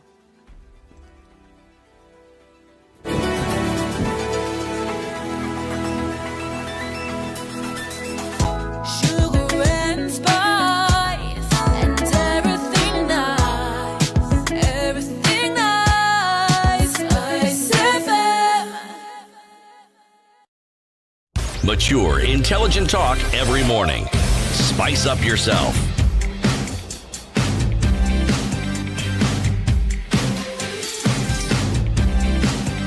Mornings done right. 24 minutes after 7. 94.4. Looking at infrastructure projects that have been initiated under the Jubilee administration or that have been completed by the Jubilee administration. So just the other day, there was the opening of the 6-lane Kipevu Road that's hoped to ease traffic congestion in and out of Mombasa Port. We know the Dongo Kundu bypass. We know of the Dongo Kundu Special Economic Zone that's under construction with the assistance of the Japanese government and the Japanese people. The Lamu, that one we've talked about, the Lamu road, the Lamu road to Garsen. We're talking about the ports. In addition to the Lamu port, there was the expansion of Mombasa port. There is the opening of the Shimoni port in Kwale. So we have more ports. SGR and rehabilitation of the other railway projects. Isiolo Airport that was launched. In terms of energy, the geothermal, the Lake Turkana wind power, the Garissa solar power, Kisumu port. So Nakuru Airport. Yeah, coming up. Yes. Yeah. Lodwa Lokitang, 80 kilometers road, rehabilitated and refurbished. Long overdue, that one. That one, eh? It was horrible. How long would it take to do the 80 kilometers? Lodwa to Lokitang. Let me ask the question. Let me phrase it this way. If you don't have a whole day, Or rather, if you didn't have a whole day, and if you didn't have a strong back. What? Yeah. But it also made it dangerous because of the slow pace at which vehicles would move. It made it a haven for bandits and people who are given to attacking other people in an attempt to redistribute whatever wealth they thought that those people had. So when you have good roads, it's amazing what else actually changes. It is truly, truly, truly amazing. Yes. It's one of these experiences that it's difficult to fathom and to understand until you've actually seen it. If you're going to Mombasa and you want to go to Kilifi, see, for the longest time, the moment you go to Jomvu, the gridlock going towards the causeway, it would take hours. But then when you go to Mariakani, there's a bypass that actually takes you towards Kaloleni. My friend, it is such a massive shortcut. It's tarmacked. You suddenly find you've avoided all, because there's no traffic. You've avoided all that traffic and you're on your way to Kilifi and Malindi without a hitch. Yep. Now, before you experience such things, you cannot understand how it is that road networks work. And I was being told, I haven't followed these routes, that even from there, you can go to Voi, you can go towards Garissa, meaning the entire country actually gets connected. Yeah. There's a road that I remember seeing. Well, the road existed. It was a nightmare. Before the tarmacking of that road, Kisumu to a place called Luanda Kotieno, okay, which is in the constituency of Rarieda. How many kilometers would that be? That thing was, I think, close to 100 kilometers, if I'm not wrong. So 100 thereabouts. It was thereabouts, close to 80 to 100 kilometers. My friend, a stretch of something like around even just 15 kilometers, when it rained, the truth is you wouldn't move. That journey could take you 2 days. Because you'd get stuck. Stuck there. Stuck. And there were other vehicles stuck. So you're stuck and you sit and you wait until the sun comes up probably the following day. It dries up a bit before you can move. Now, with the tarmac, it's a windy road. My friend, 1 hour and a bit and you... It was all these crazy things. And something as simple. Okay. Homa Bay to Mbita, 40 kilometers. Before they put up that tarmac... Again, I would ask you, do you have the whole day? How much time do you have? Yes, because there'd be a bus that leaves Mbita on the way to Homa Bay. If you ever boarded that bus, one of the things that you'd be surprised, you'd ask, why are people in these shabby-looking clothes? They understood. At some point, you're going to get out of the bus to push the bus. So you cannot... put on your Sunday best. No. You put on clothes working clothes. And then when you get to your destination, you can actually change. 40 kilometers. Only. 3 o'clock. You are going to arrive in Homa Bay probably if it has rained around midday. Now you tell me, does that make sense to you? It's absolute madness. Yes. It's absolute madness. Many people, we're talking about the infrastructure projects and asking, so what is Uhuru's legacy? What is it? Maybe, he's been focusing on the big four being the legacy, but very many other things that he's done, especially on the infrastructure side. Kirapa says Uhuru's legacy is uniting the country through the handshake. That is Angurai Teso North, Ome Village, Osia, getting you live. And we are glad that you're getting us live from there. What is the Duchess of Cheesiness saying? I'm so glad you're talking about infrastructure. I have been part of all the projects you have been speaking about. Labset, Dongo Kundu, Special Economic Zone, Garden Witu Road, and Garsen Witu Road. And currently I'm on my way to work on the Japan-Mombasa Gate Bridge project. So she's seen all of these things in the flesh, Hey, Duchess, please call us and tell us about those projects. Actually, it would be good if she called. Yes. I think so. Yes. It would be good to hear from you, just from the horse's mouth. Oh, okay. The one that accompanies the horse. It's called a mare. Yeah. The one that accompanies the horse is called? A mare. Yeah, okay. Mare. Why is a mare accompanying the horse? Abi, what did you mean? No. This man is asking questions, and the response to which he is actually not ready to accommodate. I'm not talking gender. What are you talking? I'm just talking about the one who's accompanying the horse. Okay, cowboy. The rider. Cowboy. The cowboy. Together with the hat. That's the one. That's the one I'm talking about. It's the one I'm talking about. It's 7:30. Time for us to take a break. Let's see. We're talking about infrastructure. How is the road situation in Nairobi this morning, or other major towns also in Mombasa? How is it getting onto the ferry? Do you remember that you must use M-Pesa to get onto the ferry? Okay. So let's talk about all that. And also, maybe when she calls us the Duchess, she'll tell us the number of people who are no longer relying on the ferry because we have the Liwatoni floating bridge. 0719-012-600. We'd love to hear from you. But first, let's take a look at traffic and then we continue. Good morning. 24/7 around the world, non-stop. This is Spice FM. Hello. Halo, umesikia? Nimesikia nini? Hujasikia habari? Hebu acha nikuambie. Kile kimetokea. Hello? Hello? Hello? Don't wait for hearsay. Dial *550*1# to read the Standard e-paper from the convenience of your mobile phone for only 20 shillings from your Telcom line, and stay up to date for a reliable source with over 100 years of experience with no additional data charges. As the Kenyans are roared into the home straight here, 4 Kenyan queens have lit up this balmy Bahamian night. It's where the rivalry is unmatched, where the soul meets the track, where the great are distinguished from the good. An arena where the records are broken. A new world record. It's not just been beaten, it's been obliterated. A stage where the legends are born. For Team Kenya, the Olympics is more than just a sport. It is our tradition. It's an event that has put Kenya on the roadmap. The Standard Group lets you watch every minute and every action live in the 2020 Tokyo Olympics, because we live for Team Kenya. We live for the game. At Standard Group, sports lives here. Classic soul, R&B, smooth jazz, neo soul, and nostalgic ballads. Make some noise. You're listening Mombasa Road to was quite fantastic Spice this morning, and that is because of the accident that we saw right around General Motors today. Very, very slow. Then you headed out towards the city. The southern bypass, however, is looking pretty good. Mombasa, what does it look like? Yes, 3 ferries up for service this morning.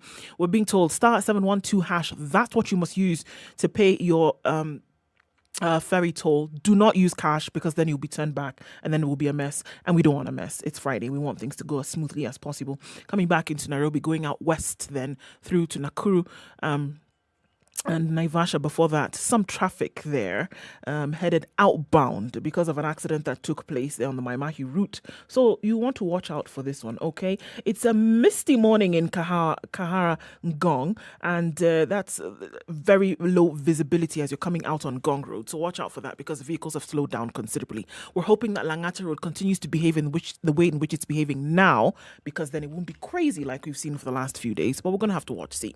SpiceFM KE, talk to us on Twitter. You get stuck somewhere, you find a good route, let us know. Text us as well on 40127.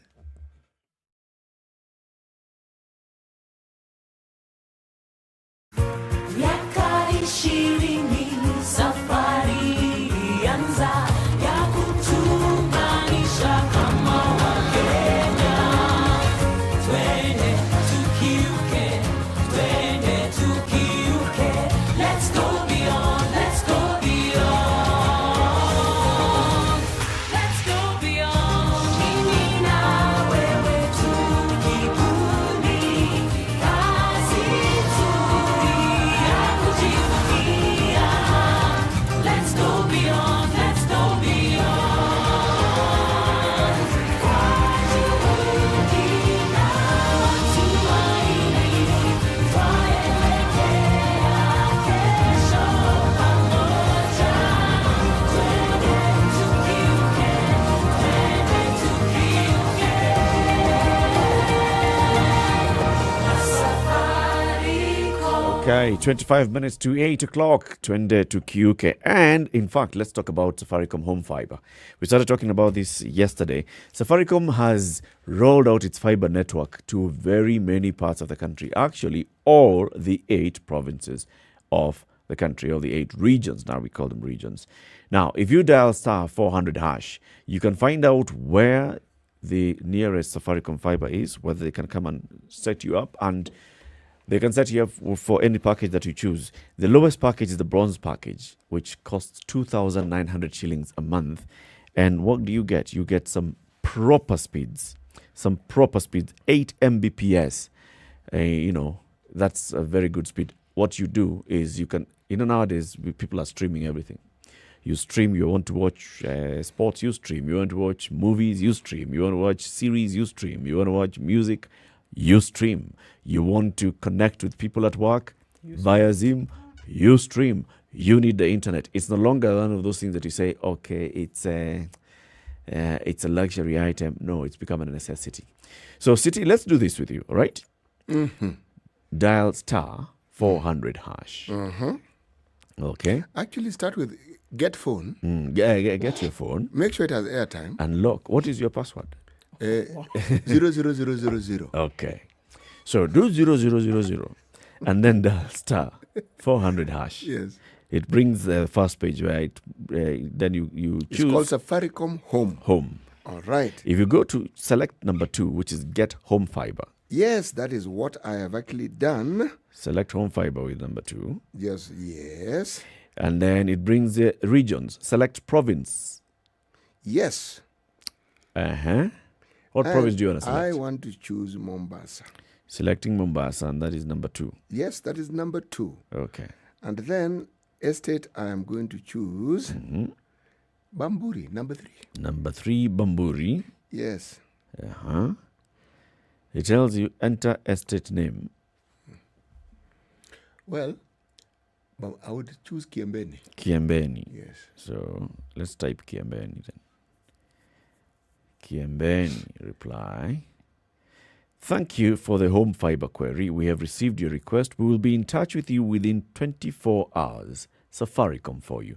So these guys are going to call me because I'm the one who has gone. You didn't do the Kiembeni bit, did you? Do the Kiembeni bit because I want them to call you as well. I thought it was a relay. I got to enter estate name. And you chose 3. I chose 3. I actually moved along. So this bit was yours. Kiembeni, they will call you.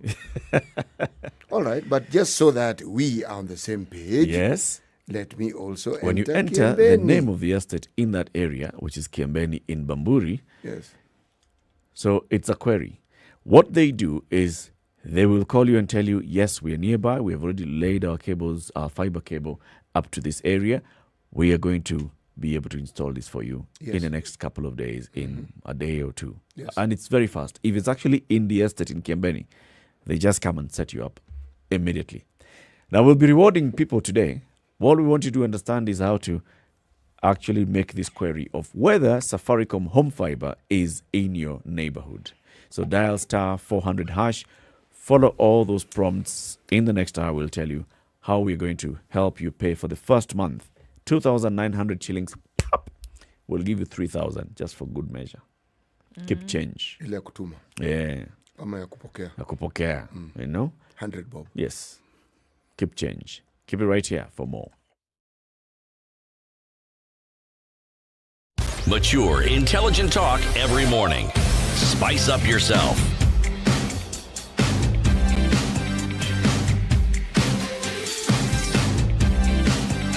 Mornings done right.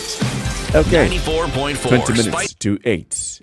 We're waiting for the call from Duchess, but many other comments. People talking about Uhuru's legacy projects. Quite some, actually. Okay, so what we hear is that whoever doesn't have eyes on what the president has done so far, let him or her be. Vin Miles says blatant corruption, constitution violation, and undermining the judiciary, economic recession, and crackdown on media freedom. Wow, okay. So Vin Miles has quite some to say. So that's what he sees. That's what he sees, sure. In blatant terms of corruption, the legacy. there's constitution violation, there's undermining the judiciary, there's economic recession, crackdown on media freedom. So some of the things that will be a blot on what we call Uhuru's legacy. Sure. And he needs to address those as well. That's true, I think so. He's not the only one who says that. Frankie Mbate says his legacy is corruption, impunity, mismanagement, theft, and destruction of people's livelihoods. The country is worse off than when Kibaki left it. Shiragi Mwai says, I think the president's legacy is on revamping the railway and the commuter trains. They're getting better and better by the day from my experience. And we know that he uses the train service every day. All right. Boit Barsiti. Shiragi, you can also actually call us today. Tell us about that experience of using the train. from where is he? From Githurai every From morning. Ruiru. From Ruiru Yeah. every morning to the CBD. Mm. How long does it take you to get here? What's the experience What's the like? experience like? I mean, you're saying they're getting better and better. What's better and better? Boyd Barsite says it took the High Court judgment for the president to wake up to the realization that BBI snake had been an unnecessary distraction, and now he's working, it would seem, in just the last 1 week, back to his original agenda embodied in the Big Four agenda, albeit too late. Kudos to him. He has a hustler's unwavering support on such a cause. Okay. Right? So, I mean, some work is being done. I mean, I think this comment actually did strike me when it says, look, whoever doesn't have eyes on what the president has done so far, let him or her be. There's some stuff that's actually being done. It's being completed. Where we're talking about opening up spaces now for business and work to be done. It's actually happening. I don't think we can doubt that. But I think the proof, as they say, is in the pudding. And that you'll be able to taste it when you actually see that it is affecting and, you know, reaching out and touching lives, as opposed to just this one big monolith and you don't know what to do with it, you know? It's affecting lives. Trade is increasing. People are able to get their goods from farm to market. Yeah. Other countries are coming in using the, you know, that's when you say that this project has come to life. You know, I keep saying, when Moi Kibaki was president, people would say all those things. Oh, look, there was a raid at the Standard Media Group. Look, the First Lady went to the nation. Look what has happened in terms of the country almost for the first time. In fact, at Afadhali Moi, the country almost for the first time went into a civil war. We almost split and broke up. When Kibaki left, huyo mzee alisaidia hii Kenya. When Uhuru is in office, oh, look, this man has blatant disregard for the constitution, violation. Oh, when Uhuru leaves, we will now look back and see, okay, yeah, we have some one or two things working. Let's go to the phone lines. The Duchess of Cheesiness is on the line. Good morning. Good morning. Hi. Hi, how are you? Hi, how are you? We are well, fine, thank you. And thank you very much for calling in. Yeah, first, I'm so excited you guys are having this conversation because for the longest time, I sit with people and they're like, this government is not doing anything, it's not doing anything. And I feel like I want to roll out maps and show them, we did this road, we did this bridge, we're expanding the port. So I'm so excited and you guys should just keep it up. Sister, let me ask you, where do you work, first of all? So first I was working at Gib Engineering until COVID happened. So I was part of the team that was doing the Isiolo Mandera Road, Kotulo to Elwak to Ramu, with a total of about 180 kilometers. And if you know your history pretty well, there's a sessional paper in 1980 that said that the government was not really willing to invest in the north because it was deemed a bit unproductive. So this road was supposed to change that. So now I work for the Jaika Mombasa Gate Bridge project. Okay. It is the one that is doing a bridge from Jelabaridi all the way to Ganjoni. It's supposed to go over the channel and then fall at Mtongwe. And then up ahead, it's supposed to join the new Southern Bypass, which we're also working on. Yes. Jelabaridi is So in Majengo, is it not? Sorry? Jelabaridi is in Majengo, Mombasa. Yes. Okay, yes. Yeah. Okay. So this road is supposed to be a component of the Northern Corridor project. Okay. Kenya has two corridor projects, which is the Lafted Corridor project, which is more transcontinental. Yeah. But the Northern Corridor project is supposed to be for East Africa. It's supposed to be a game changer. It's got many players like the Trademark East Africa, the KPA, the KMA, and the Japanese government right now, which is heavily funding Mombasa project. Yes. So when you say the bridge, what is the bridge? So it's a bridge that will see vehicles coming from what?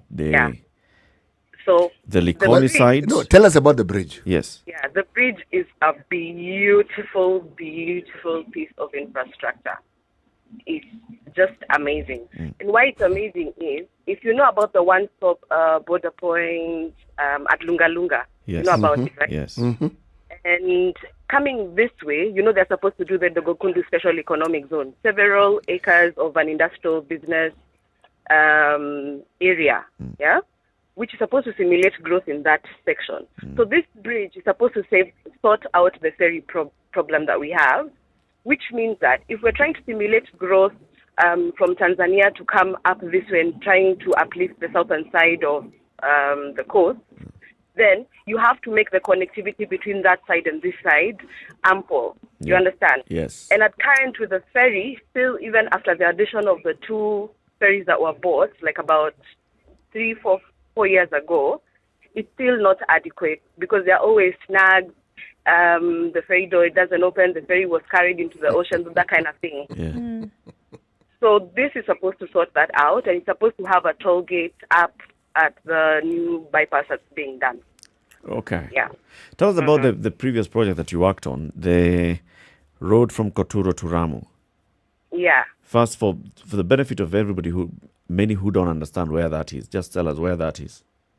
Okay, so Kotulo, Elwak, Ramu, and I think now for public disclosure, I can talk about it because it's been a year past. Usually we're not supposed to really talk much about it, which doesn't work for the project itself because then that's why we have the information gap between people and But I guess now I am. So the project is from a place called Kotulo to Elwak. Elwak is 5 kilometers from the Somali border. Yeah. Then it now goes up all the way to Ramu, and Ramu is 0.4 kilometers from the Ethiopian border. Why this road is important, I would say mostly it's because of trade. 2, it's supposed to kill the Al-Shabaab problem in that direction. Because the reason why people actually go into doing the whole arms trade and go into terrorism is because they don't have money. Yeah? So if you don't have money, then that looks like an option for you, fanatism and all that. So if you open up that area and people have buses coming, trailers coming, trade is improved, then you kill first the terrorism issue, and 2, you uplift the area, and 3, the sense of patriotism is able to move in that direction because people there don't consider themselves Kenyans much. In fact, they always tell you, Kirudi Kenya wasalimie. So it's supposed to be able to put us all together and at least kill terrorism and there's a very heavy arms trade in that direction, on that corridor. Yeah. Thank you very much for letting us know about all these things and very, very many others, like you said, very many other infrastructure projects that have long-lasting legacy, not just on President Uhuru Kenyatta, but on the country as a whole. If I was to, I don't know if I'm answering your questions very adequately because I'm stuck in traffic. Yeah, you are. You're okay. Yeah, but what I'd like to say is there's a very, very big information gap between the people and these projects. This government has done a lot. And most of these things right now are master plans that are being rolled out, which means what?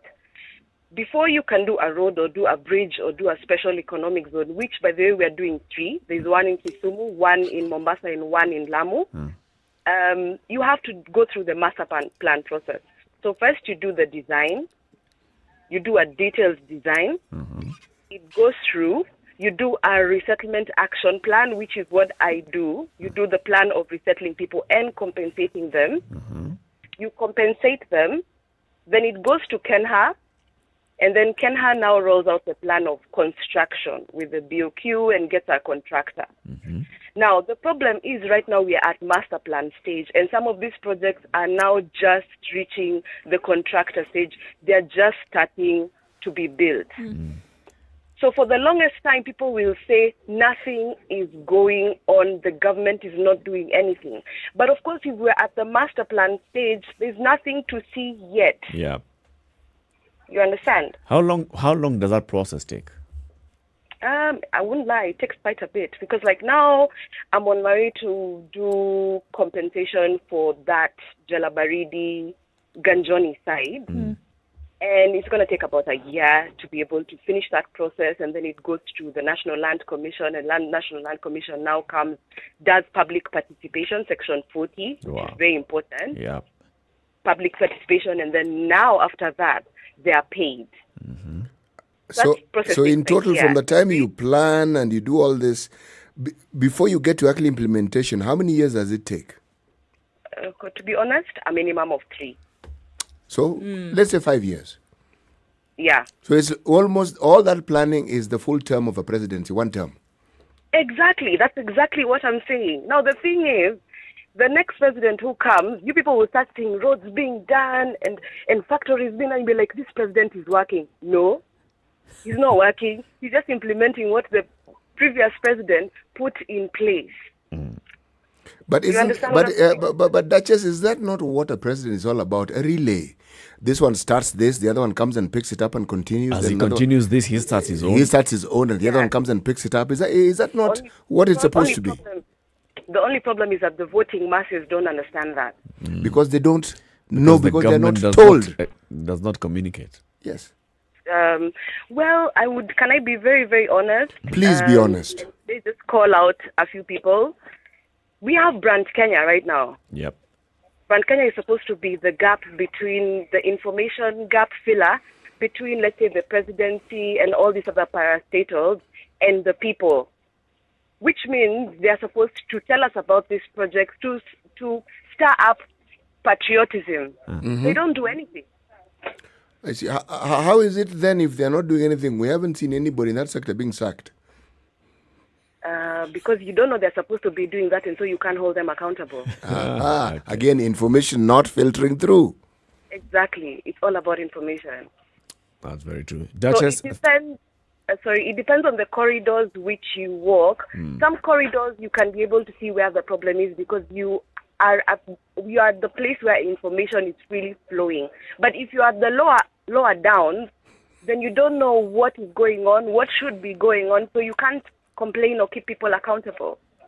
Actually, that lower down, as you call it, is literally all of us. Because apart from you people who actually are involved in the projects, even those of us in the media, half the time we're wondering what on earth is happening here. So maybe that's one, and two. I know now we have unemployment. I think parastatal. I think they're also failing because all these projects are going to need people to work for them. And all these parastatals have a communication department, don't they? Yes, they do. Okay, fine. Yeah, so if there's a gap, even people are taking courses in school that are not even relevant for some of these projects. Yeah, They're going they to should have be aligned. 300 acres of a special economic zone in Mombasa. We scrapped polytechnics. Who's going to work there? Then we complain that other people are being brought in. Yeah. Basically, what they should be doing is looking at TVETs and making sure that there's a TVET that's aligning to the kind of work that's going to be happening at, let's say, the Dongo Kundu Special Economic Zone, or the Lamu one, or the Kisumu one, or the Naivasha one. Yes. And the Now, National Employment Authority should be on the lead on this. Exactly. And people who are in this sector, you hear them, they're very smart. They're like, mimi nimetuma mtoto wangu akafanye petroleum sijui in Kuwait or something. Kwa sababu najua laptop sijui itahitaji sijui petroleum engineers. So they know. And they are prepared. They're prepared for the future. But the rest of you are not. Quite right. That's very true. Duchess of Cheesiness, thank you very much for calling us. And thank you for tuning You're in. welcome. Thank you. Have a lovely day. And have a lovely day as well. Okay. Bye. Bye-bye. Shurage Mwai. Yes. Good morning. Good morning, Eric, Charles, and Ndu. Yes. Good morning, sir. It's good to hear your voice. Thank you. Yeah.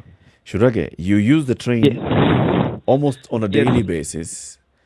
Yes. And now you're telling us people should also just focus on that. What true. that rail system is doing in terms of decongesting traffic. Tell us about it, your experience.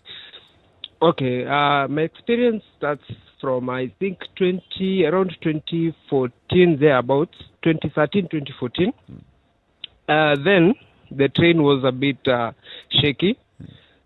Number one, it was not reliable. It would get stalled every time.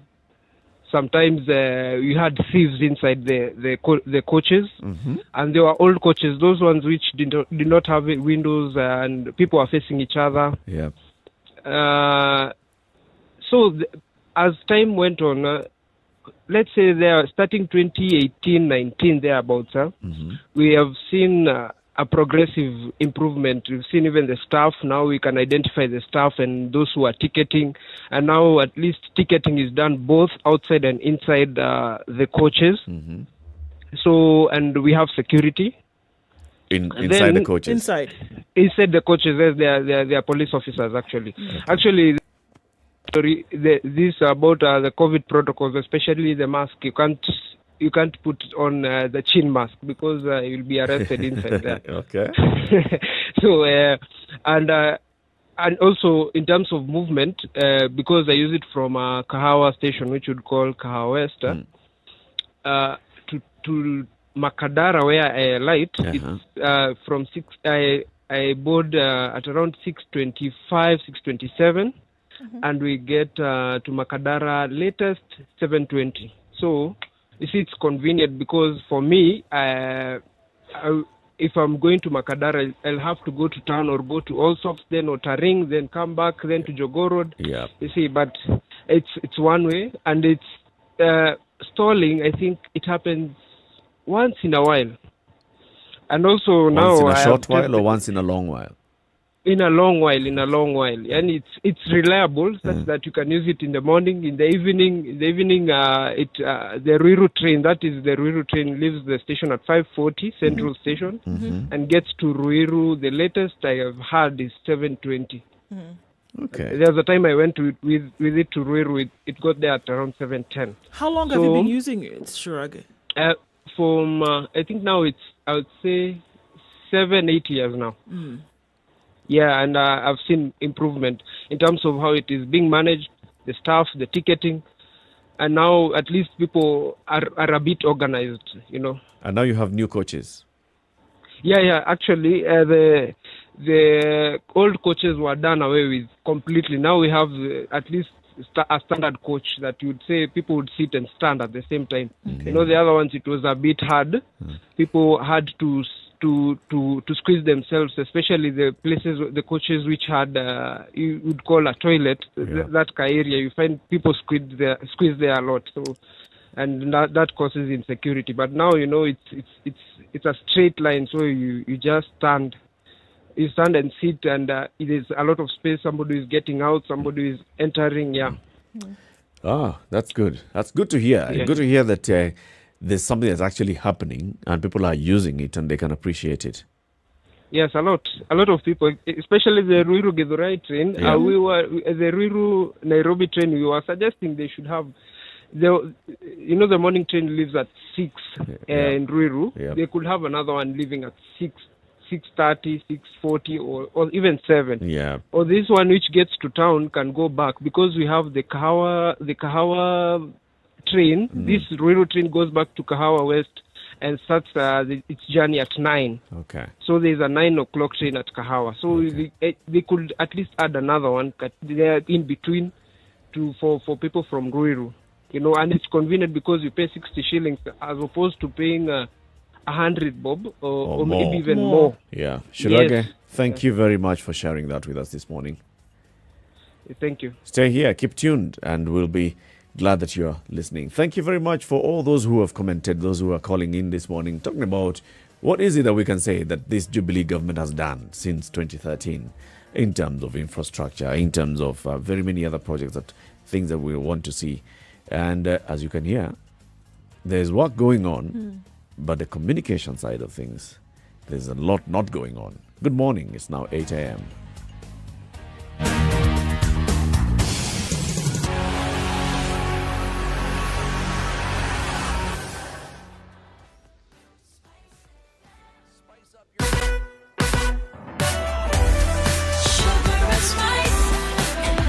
The latest news from around the world. 94.4 Spice FM.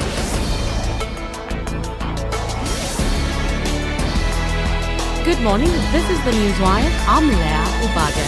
20 people have died and more than 55,000 others have been displaced by floods in western Kenya. According to a report by Red Cross, 15 counties have been affected by floods, forcing hundreds of students not to report to school. Here are some of the affected residents. Imebidi shule kuacha wengine wasije shule kwa juma moja. Tukikuja shuleni tunapita maji, tukirudi lunch pia tunapita maji, halafu tukirudi jioni pia tunapita hiyo maji. Halafu tungeomba serikali atusaidie, msaada ambayo inatusaidia nayo ni kujenga barabara hapa. Kenya Red Cross Father says they've set up 18 camps in Busia, Kisumu, Homa Bay and Migori to cater for those affected. The second dose of AstraZeneca vaccine can be administered after 16 weeks and still be effective. WHO's Mashidiso Moeti says this means that countries will still make it in time to administer the second dose to individuals who'd received the first dose despite vaccine delays due to the shortage. Serum Institute of India is estimating now that the ideal time to have used the AstraZeneca vaccine is extended from about 12 weeks to 16 weeks. So I think what we can say is that this is something that is being consistently studied and looked at. And it is very encouraging, especially given the current situation with countries having given a first dose, that there is a possibility then of having an extended. Kisumu Governor Anyang' Nyong'o is expected to brief the country of the situation in his county ahead of Madaraka Day celebrations. This comes as Interior PS Karanja Kibicho said that 1st June celebrations will be held in Kisumu at the Jomo Kenyatta Stadium, which will only hold 3,000 people. So far, 20 people have tested positive for the deadly COVID-19 Indian variant, with most of them being from Kisumu County. The governor had earlier said that they'll ensure the restrictions on attendance are made because of COVID-19. Police officers in Busia County are detaining 7 Somali nationals who allegedly entered the country illegally. County Deputy Commissioner Kipchumba Ruto says the suspects were arrested at a roadblock in the city and were travelling in a private vehicle. Ruto says the suspects may have made their way into the country through Uganda. They'll be arraigned in court once investigations are completed. And in sports, Arsenal goalkeeper Bernard Leno has been called up to the Germany squad for the upcoming Euro 2020 tournament by coach Joachim Low. This is after Barcelona goalkeeper Marc-Andre announced he would miss the tournament with an injury in his right knee. Leno has had a difficult season with Arsenal but has been included in the 2016 Man squad. That's the Newswire. I'm Leah Ubaga.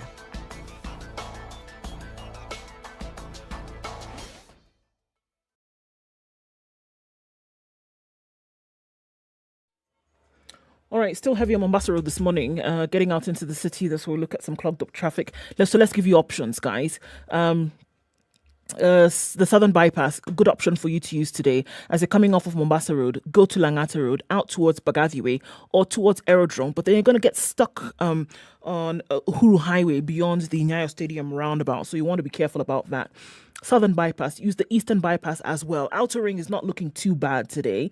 However, Kangundo Road, traffic flow along Saika is not looking good today at all. Jogo Road, coming off to the roundabout, heading towards Landis and into the CBD, it's flowing.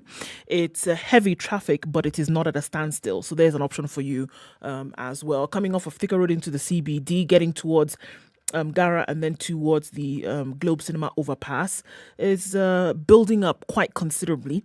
So you might want to use Wangari Maathai. There's an option for you. Limuru Road is looking good today, guys. Not too terrible.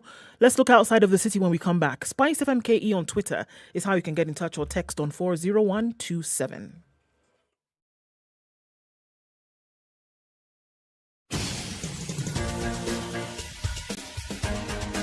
This is The Situation Room, the home of hard-hitting political commentary and penetrating insights about the state of the nation. This is a talk radio experience like no other. The Situation Room, a place for hard truths, debates, and elevated conversations. The Situation Room, witty, political, engaging, deep, controversial. In the room, we have C.T. Muga, researcher, academic, seasoned political observer, a fountain of wisdom in these politically uncertain times. Ndu Oko, Nigerian by birth, Kenyan by choice, communications expert, Pan-Africanist, a truth seeker and believer in people power, and Eric Latif, agent provocateur, the man in the chair, seasoned journalist, news hound, a man who believes in punching up, not down.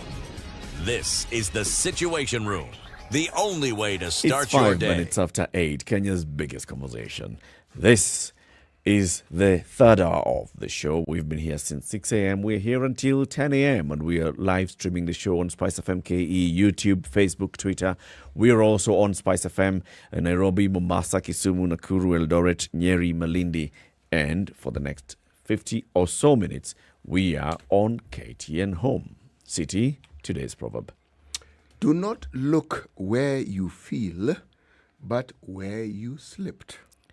Do not look where you feel, but where you slipped. Yes. Where you feel what? Pain? Well, like with most proverbs, please expand your vision and determine feel doesn't necessarily mean literally what it states. No. Remember, with many languages, seeing and feeling can be one word. Yes. Nasikia njaa. Yes. Na hisi. Nahisi njaa. Mimi naona kama tuelewani. Ama mimi nakula njaa. What? Well, I'm simply trying to expand the conversation. Sioni vile unasema. Mimi sikusikii na macho yangu. Okay. Feeling, seeing, same thing. Okay. So, do not look where you feel, but where you slipped.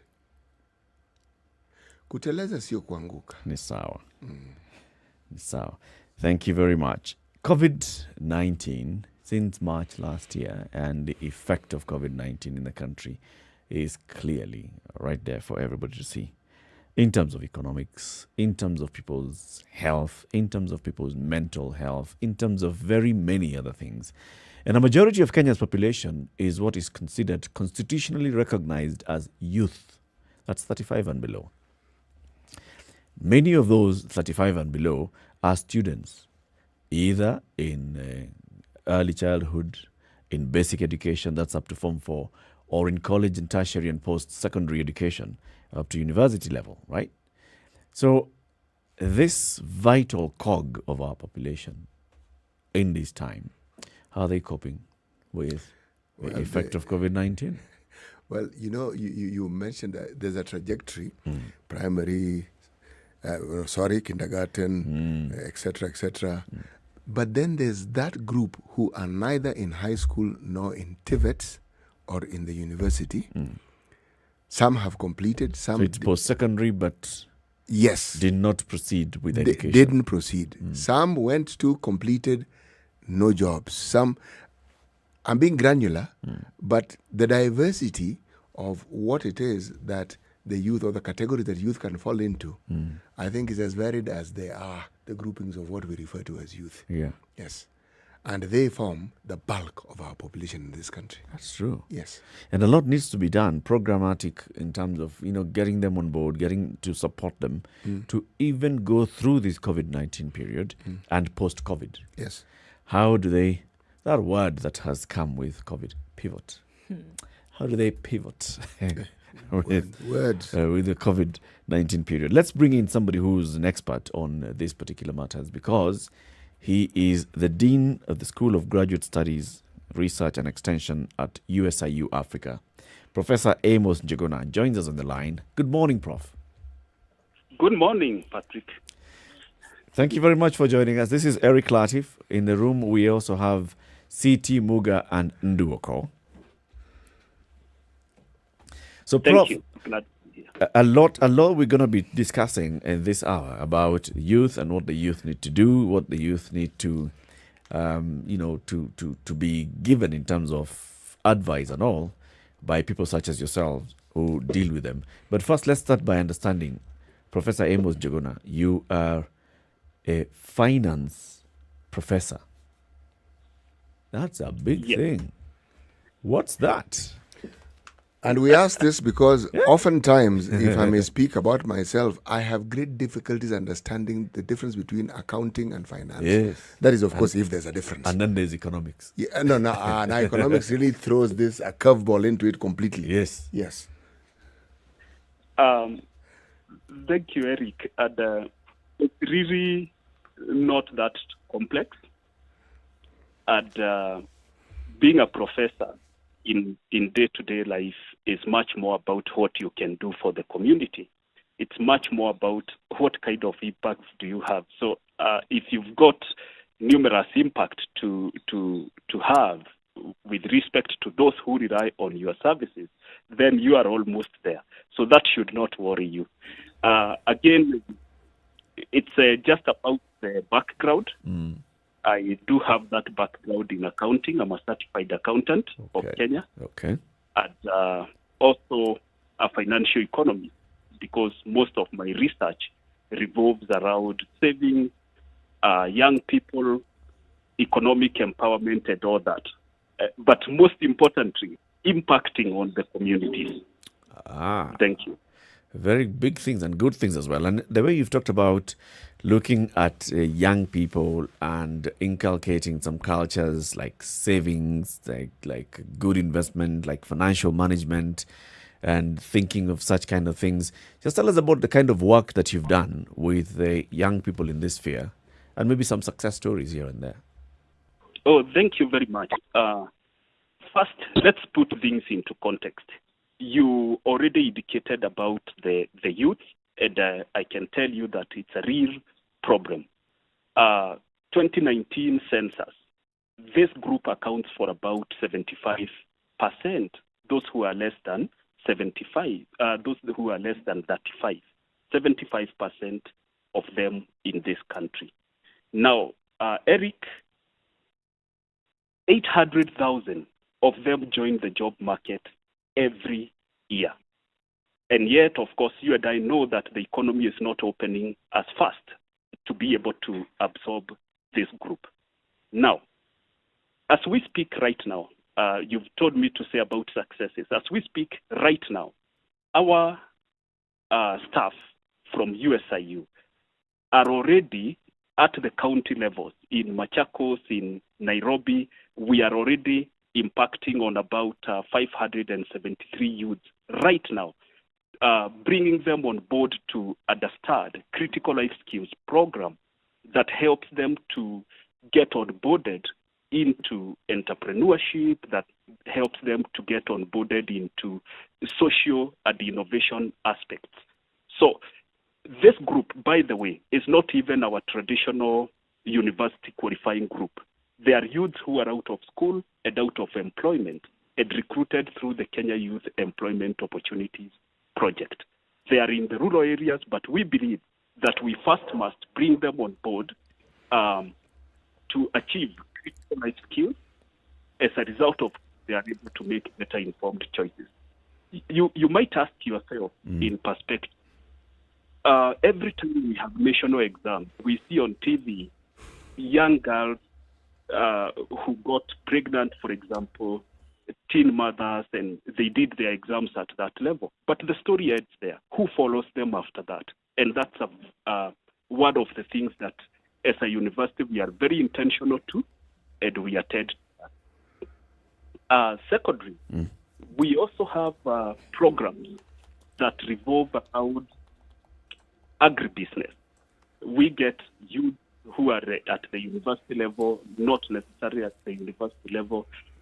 We provide them with appropriate mentorship, training, linkage to finance, then enables them to do much better in their business.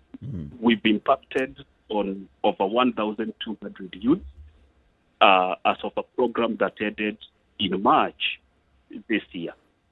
So in our effort, we look for resources, we put together people, process and systems, and understand what are these barriers.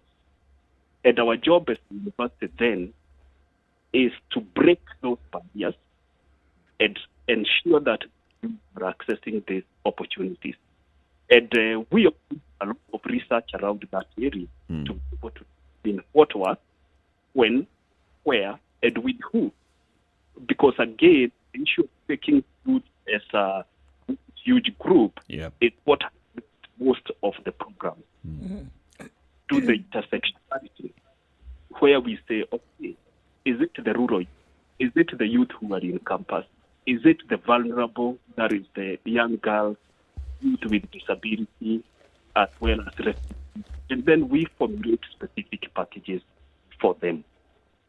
Oh, okay, Prof. I hear you. This is Ndu. I hear you saying that obviously you have your ear on the ground in terms of what the job market or what the economic situation then is requiring, and then you're preparing students before they leave the gates of the university to be able to face that when they're out there. A lot of times, and I mean the recent past from the education sector, we've seen that the problem has been that institutions are not tailoring their teaching or tailoring education to the needs of the market. Do you see this as one of the things then that actually should fuel decisions made by institutions of higher learning right now and going forward? Exactly. It's a two-way thing. First, at the institutions of higher learning may not be preparing youths effectively for the job market. On the other hand, the industry is also sometimes not providing proper feedback to the institutions to be able to service what they need. And then the third angle, which is rarely seen, is the students' preparedness to get into that. So we have identified that as a barrier, and that is why, as a university, we are very, very categorical in ensuring that our curriculum that are approved both in Kenya and in the US are have got the input from the industry. If you come to our campus and some of our classes today, you will find guest lectures. You will find persons from the industry are the ones who are teaching some of our classes. You will find international faculty in our classes. Right now, with virtual learning and everything, this has been made much easier. So experienced individuals from the industry are connected to our students here. Issues of networking also, because they also revolve around that. We come, for example, a program we call the Graduate Connect, where our students are connected across board with a variety of mentors who are mostly alumni who are successful locally, and they network and teach them and show them what is the right thing to do to put your feet on the ground and become successful on transition from campus. I could go on and on. For example, we've done a program called Employer. This is a program that we connect with the Light for the World and the Standard Chartered Bank. And within this program, we are able to bring on board so many youth. And to make it merrier, we open it up even for other universities. So the Light for the World opens up for other universities. And over 4,000 students are currently participating in this program, USIU included, of course. I actually like the broad strokes of your program, but there's something I want to ask. How exactly does this program deal with innovation, specifically innovation that is geared towards making it relevant to the communities, specifically rural communities that we have in this country? Thank you, Eric. No, this is my apologies. This is the older Eric. His name is Muga, C.T. Muga. Muga, okay. Yeah, yes, Eric is actually my third cousin, 4 times removed. Yes. Okay, thank you. Thank you for the question. Yes. In terms of technology, you appreciate that at the moment, technological space is growing, and it's the space on which we expect a lot of growth in jobs. It's the space that's generally growing most. So as a result, we do have a huge innovation and incubation space at the student center. Actually, we take a whole floor, how serious we are on it. And we host what we call the App Factory that has so far serviced over 500 students who get in there with their ideas and are able to crack technological solutions. During COVID, we supported, we supported over 100 SMEs to go online to be able to adopt technology and use that technology to improve their sales, use that technology to reach and connect with their customers, and use that technology to come up with new stuff. Most importantly, within the app factory and also within the technological solutions, you find our faculty and students in the villages, in the rural areas, trying to seek artificial intelligence and Internet of Things devices that can help, for example, detect the prevalence of pests and diseases in the farms.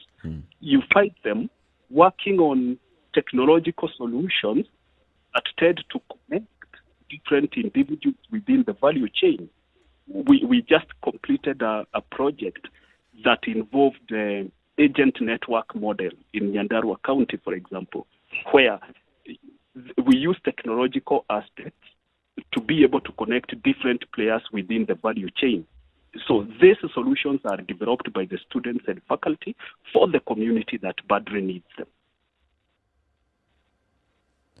The projects that you work on, Prof, and you've talked about very many projects, and they sound like they're quite impactful. Are they part of USIU programs, or are they part of community service or CSR?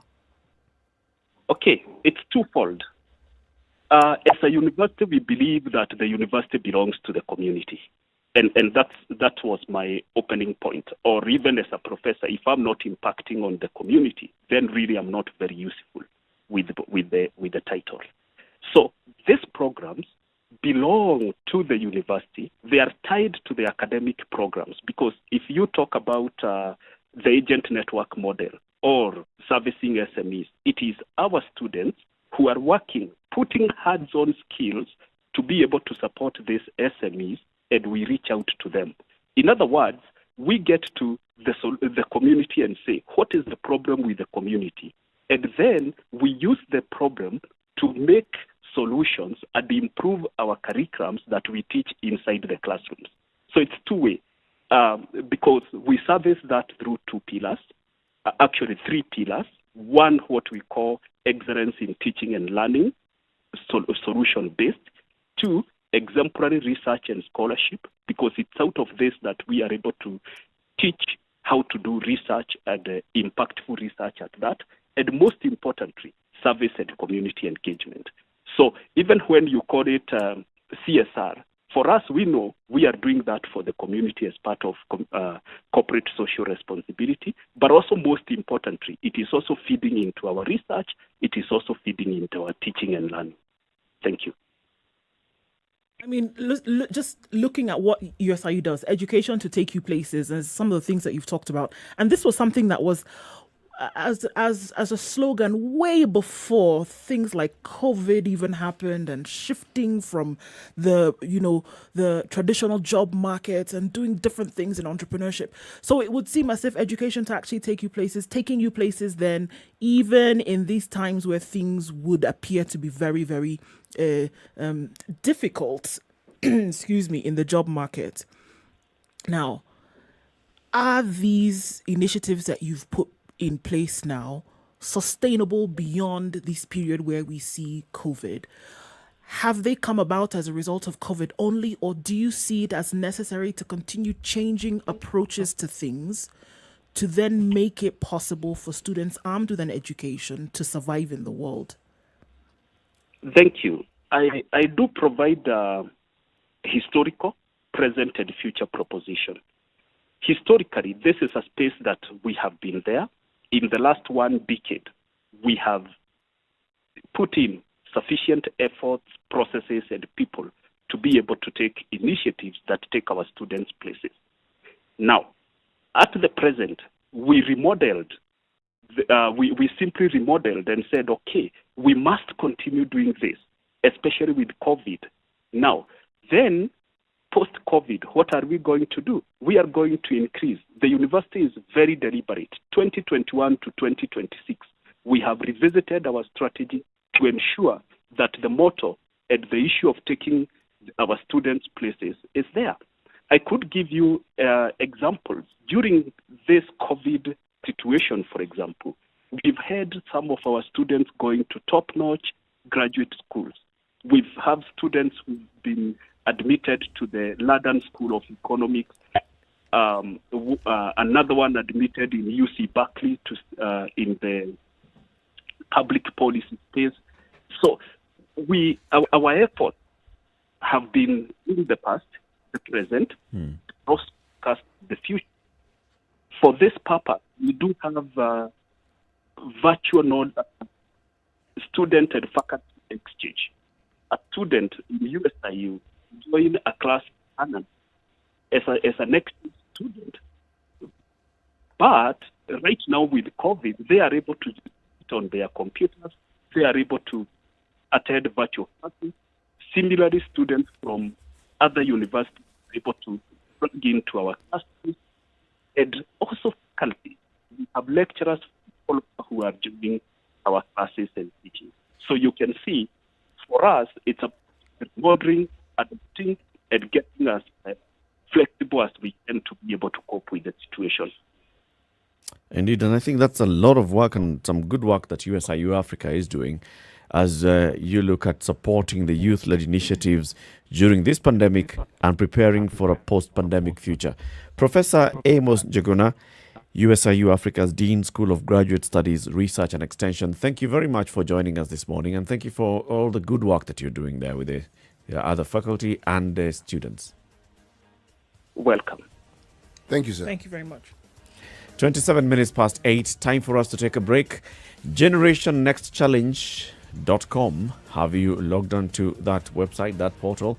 Generation Next Challenge. So we want you to just log on if you have a child who is within the ages of kindergarten going up to 11th grade. This portal allows them to participate in what is called the Kenya National Challenge with other students from across the country. They get challenged on math, computer science, robotics, sharpening their computational skills and their creative abilities for connecting math to real life. When they participate in these challenges, they get to earn points as they go along. Now that we talk, everything in Kenya is bonga points. They're getting some bonga points. And depending on the number of bonga points that one gets, they're able then to get a scholarship to participate in an international challenge where they engage with students from across the globe. This is very good because children at this age, especially from kindergarten going all the way to 11th grade, when they start seeing math for what math is, they're able to apply math and math concepts. It's good for them. They will not be asking the questions that very many people ask.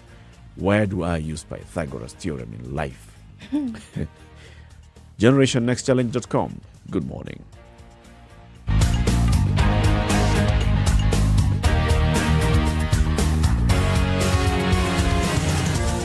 You know, when you see someone being jailed, a governor or two or someone who stole, then people will fear. Because our problem is not the borrowing, it's the stealing. We've become actually a nation of thieves.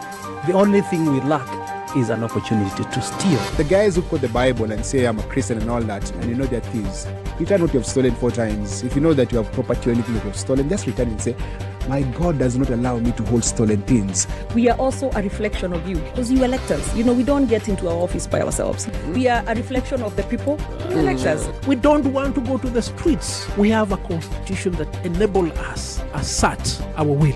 When the legislature are now being taken as hostage by the executive for whatever reason, we are now bound by what they want us to do. This is just outside the realms of reality. We have impunity written into the DNA of our political class. How old were you when you learned that Jeshi Lokop is Jeshi Lawokov?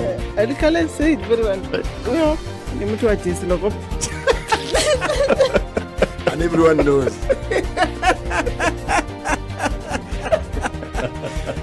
Okay. 24/7 around the world, non-stop. This is Spice FM.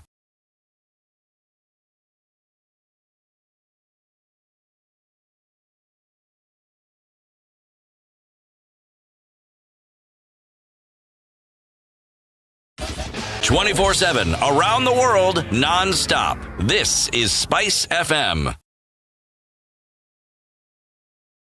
For many of us, home is a place where we find our inner peace. A place where we find the most comfort.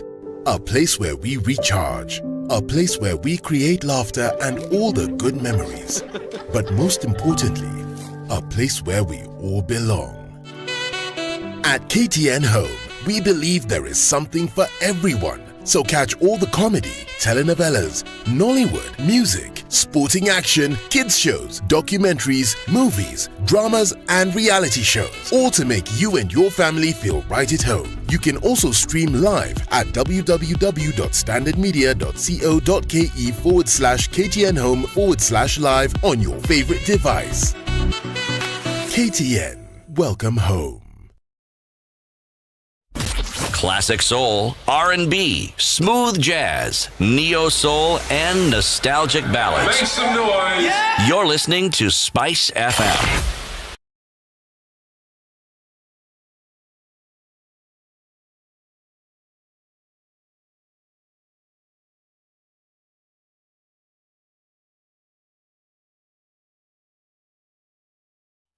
It's still cloudy in Nairobi at 16. We'll see highs of 25 and lows of 15. Light rain in Nyeri at 15, highs of 23, lows of 14. Lows will be 14 in Nakuru, highs of 25, 24 the high, and lows of 13 in Eldoret. Mostly cloudy right now. Sunny conditions in Kisumu at 21, highs of 28 and lows of 20. Partly sunny in Kakamega at 22, highs of 27. 31 will be the high in Mombasa, where it's mostly sunny at 26. Partly sunny conditions in Malindi at 28 with highs of 30. 26 will be the high in Kampala. It's light rain at 23 and lows of 18. It's mostly sunny in Dar es Salaam at 24, highs of 31.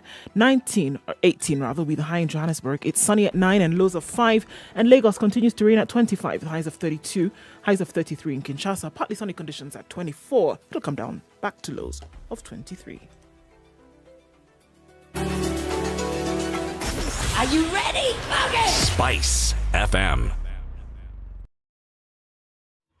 Okay, yes. So some traffic coming into the city today, coming off of Valley Road. Not too bad though. We also see Mombasa Road still piling up some, especially around the SGR going towards Cabanas, very slow. Limuru Road is not looking too bad today. Langata Road behaving very well. The Southern Bypass then will give you a good chance to get into the CBD without too much of a headache. Outer Ring, Eastern Bypass, that's looking good as well. And coming out of Westlands into the city also slowly, but it's moving, so it's not too terrible. Keep an eye on things. Help us as well. SpiceFM KE on Twitter. Text 40127.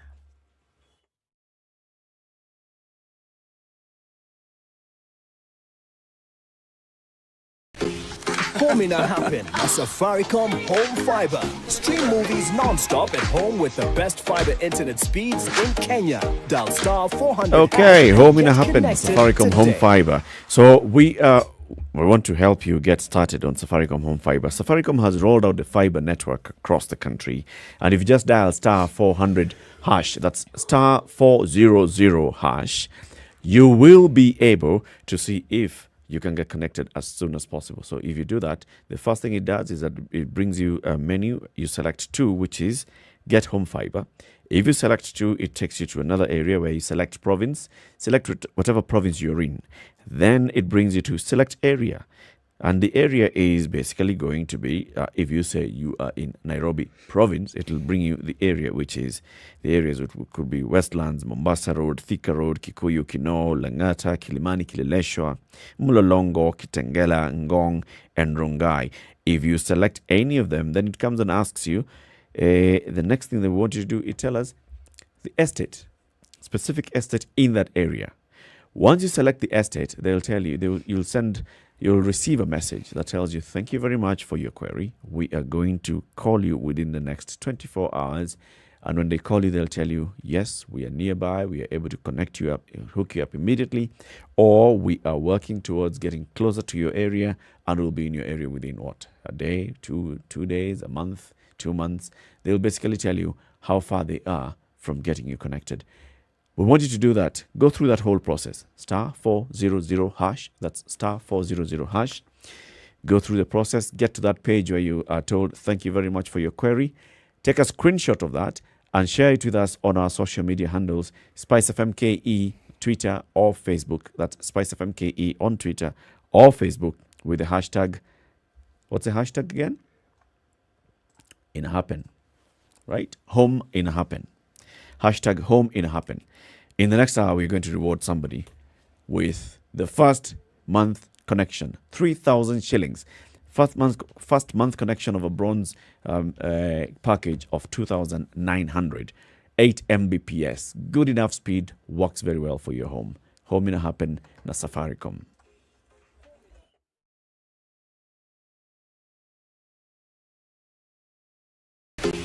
Home ina happen na Safaricom Home Fiber. Stream movies non-stop at home with the best fiber internet speeds in Kenya. Dial star 400 hash and get connected today. Mature, intelligent talk every morning. Spice up yourself.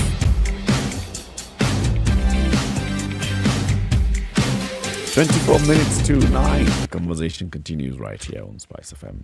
You know, one of the things that I felt we ought to have touched on when we're talking about legacies. See, when you hear the word legacy, what comes to mind is something pleasant and good, something that was achieved and something that you stand to benefit from. But legacies are not always necessarily good. No, not necessarily. Something by which you are remembered, something which is in memory of you. You see, if you look at just the concept and the idea behind disappointments, the direct tie to disappointment is often expectations. So whenever you have a leader, when you have a president, when you have a governor, you have a senator, an MP, an MCA, all these people who are elected, people have expectations. And the expectations are often based on the needs that they have.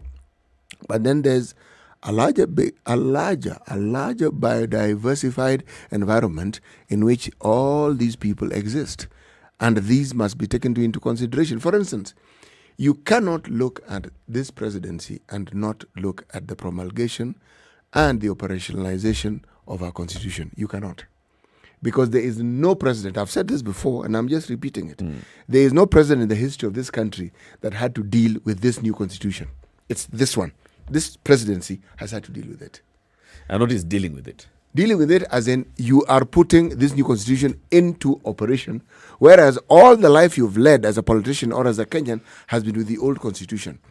And so if you talk about your memory and your thinking and understanding of a constitution, you may think we have a new constitution, but your mind is still in the old constitution. That is suggesting that as everybody else was working towards a new constitution and adjusting their mind and saying, this is why we need a new constitution, this is campaigning for a new constitution, what's wrong with the old constitution, you're saying that this particular person was not in that mind frame. The mindset of the change was there, but the mindset of what the ramification of the change would be, that is something that you only experience when you actually operationalize it. You put it, for instance, we talk about 3 arms of government. We've always had 3 arms of government. But when you have a constitution that firmly entrenches their independence, you talk about the independence of it, but you haven't seen the independence in operation. If you look at the discussions around, say, for instance, the role of the judiciary, one of the things that has been preeminent in many discussions is the judiciary being the bottleneck to development. And you wonder, where did that come from? If you look at edicts that the presidency has put into play, and some of which, many of which have ended up in our courts, unfortunately, the presidential side, this particular saga, have lost. The courts have said, we don't quite agree with that one. This is what we think. So that's independence. You look at the so-called independence of parliament. We call it a budget-making parliament, don't we? Okay? Independence. Part of the complaint has been that this parliament doesn't seem to be independent. It's behaving as though it's an arm of the executive. Now, what am I saying? There were previous parliaments that you didn't expect to be anything other than an arm of the executive. The parliament just did what the executive wanted. And that is why those who were in the opposition stood out. Because they were doing something that was completely unusual. And I'm saying, when you're talking about legacies, the changes that come about with just something as basic as making sure that we are now putting into operation our constitution, it changes that landscape completely. And what we are seeing are the effects of it.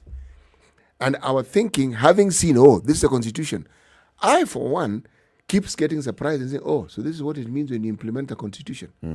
This is what you mean. Because I may not think so, but my mind hasn't fully let go of what we have experienced in the intervening years prior to this new constitution being operationalized. I hear what you're saying, City. in that, yes, there's a new constitution in place. You have come in, you've been elected by the people, and they expect you to deliver.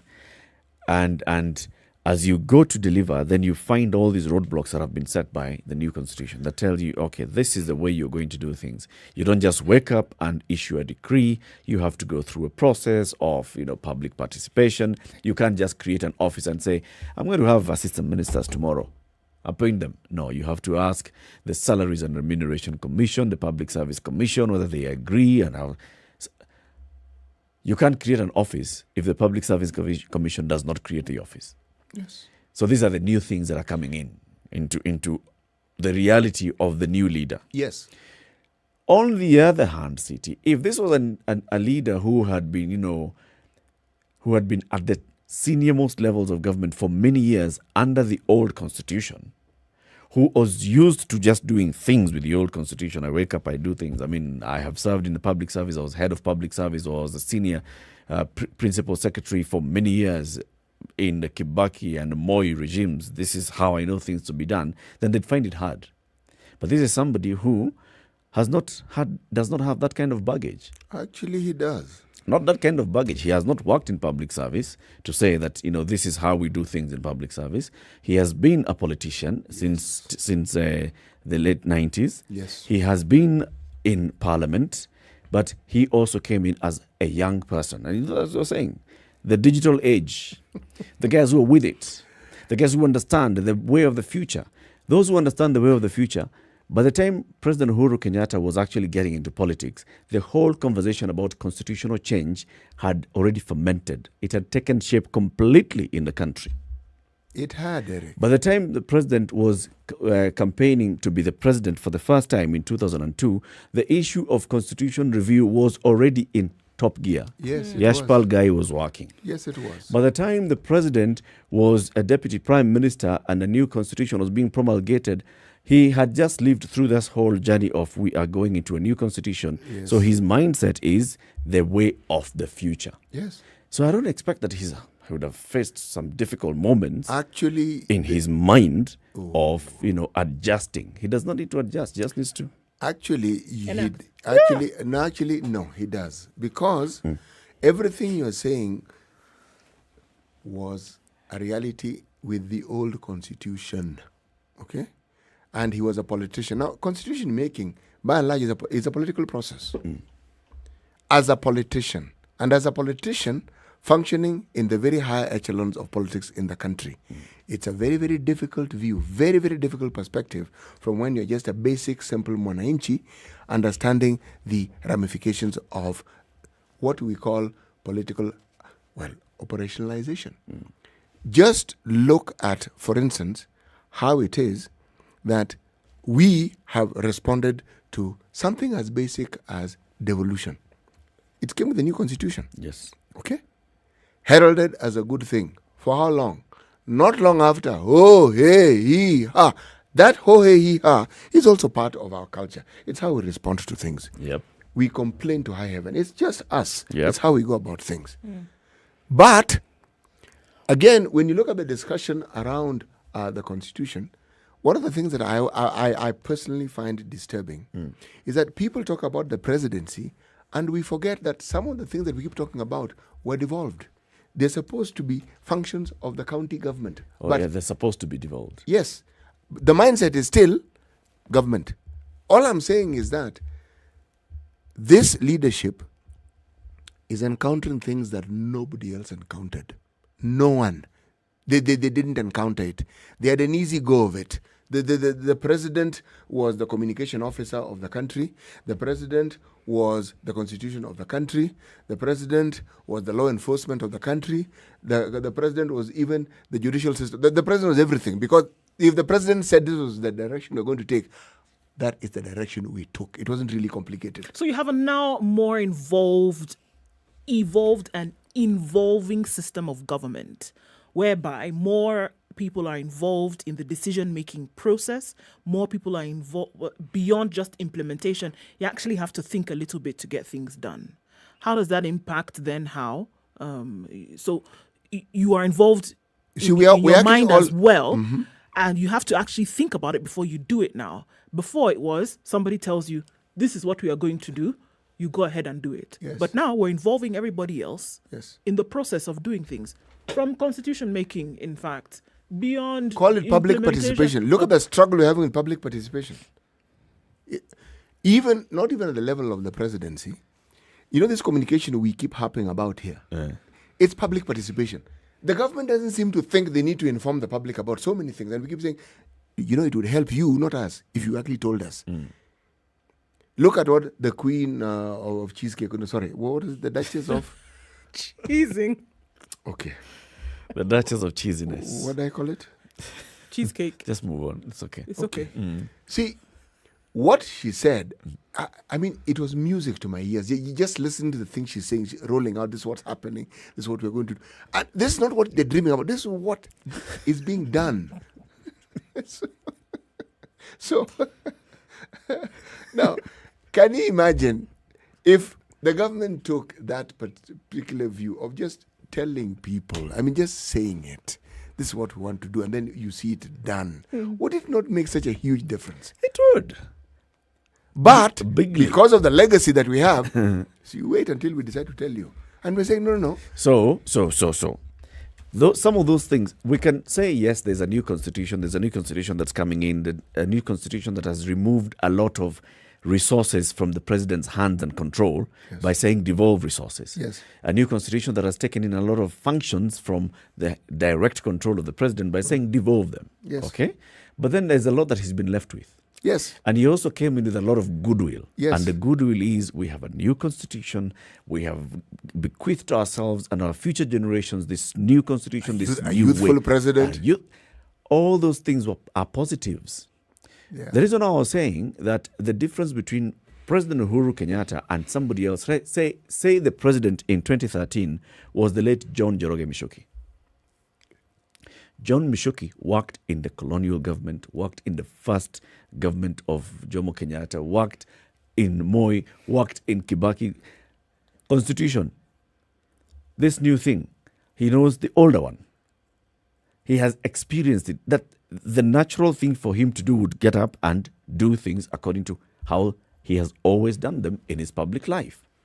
That would be a lot more difficult for him to think differently. For President Uhuru Kenyatta, it's been much easier for him to just, for example, sit back and say, okay, wale wanaendelea kupiga kelele, wapige kelele.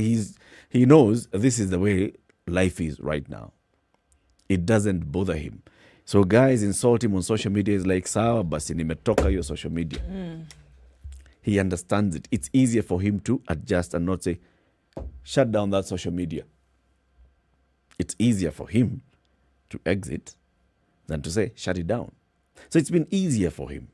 Now, some of the things that we say that the president has been able to achieve, and some of those things that you're saying also have been negative labels on the president, are those challenges not necessarily of a constitution, but maybe of the president himself and his close advisors. Yes. If you say, for example, that the president started a whole process, it gets to a 5-judge constitutional bench, and you're told this whole thing was an illegality from the very beginning, you ask, but who was advising the president? Did they sit? Did they discuss? Did the people, if you sit down and the person that you're relying on is your attorney general, who is experienced, you picked an experienced person to be your attorney general. You picked an experienced person to be your solicitor general. You are dealing with your constitutional brother who has picked experienced people to be his legal advisors. And they're saying, we are good to go. What do? You're good to go. So it's not necessarily a constitutional thing. It is just those actually, it is a constitution. It is those challenges that you'll face as a human being. Eric, I agree. The human element cannot be divorced from this discussion. But were it not that we had a new constitution, this discussion would even be taking place. So the new constitution is at the center of the discussion. And what we're seeing is how it is we're acclimatizing to it. Those in political leadership are acclimatizing to it. We, the citizenry, are beginning to figure out, because we live in this country, we're born in this country, we have the same mindset. We also, at some level, you want a presidency who stamps his authority and tells you what to do and tells you where to get off. This is the way we go. When it doesn't suit you, you want a presidency who is understanding. When he's understanding, this presidency is whimsical.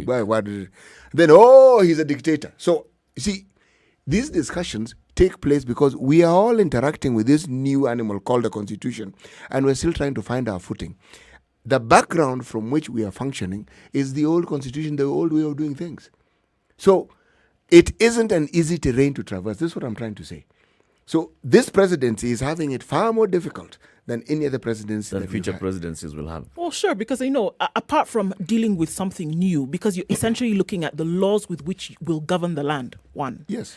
And it is new.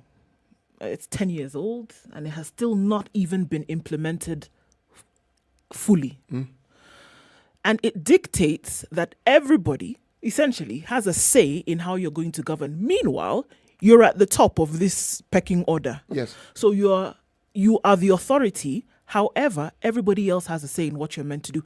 I don't think it's ever been more confusing for a leader. Ever in the history. You say you're second guessed at every statement. Absolutely. Because before it was, with a constitution or not, it is what I say is essentially what we are going to do. Yes. But now I'm saying we should do this, but guess what? I have to take your opinion into consideration. Yes. I have to take yours into consideration. I cannot be bullish in my approach. I cannot, because then you will accuse me of being a dictator. Or if I don't do anything, you will accuse me of being, I don't have a backbone, right? You will say so many things.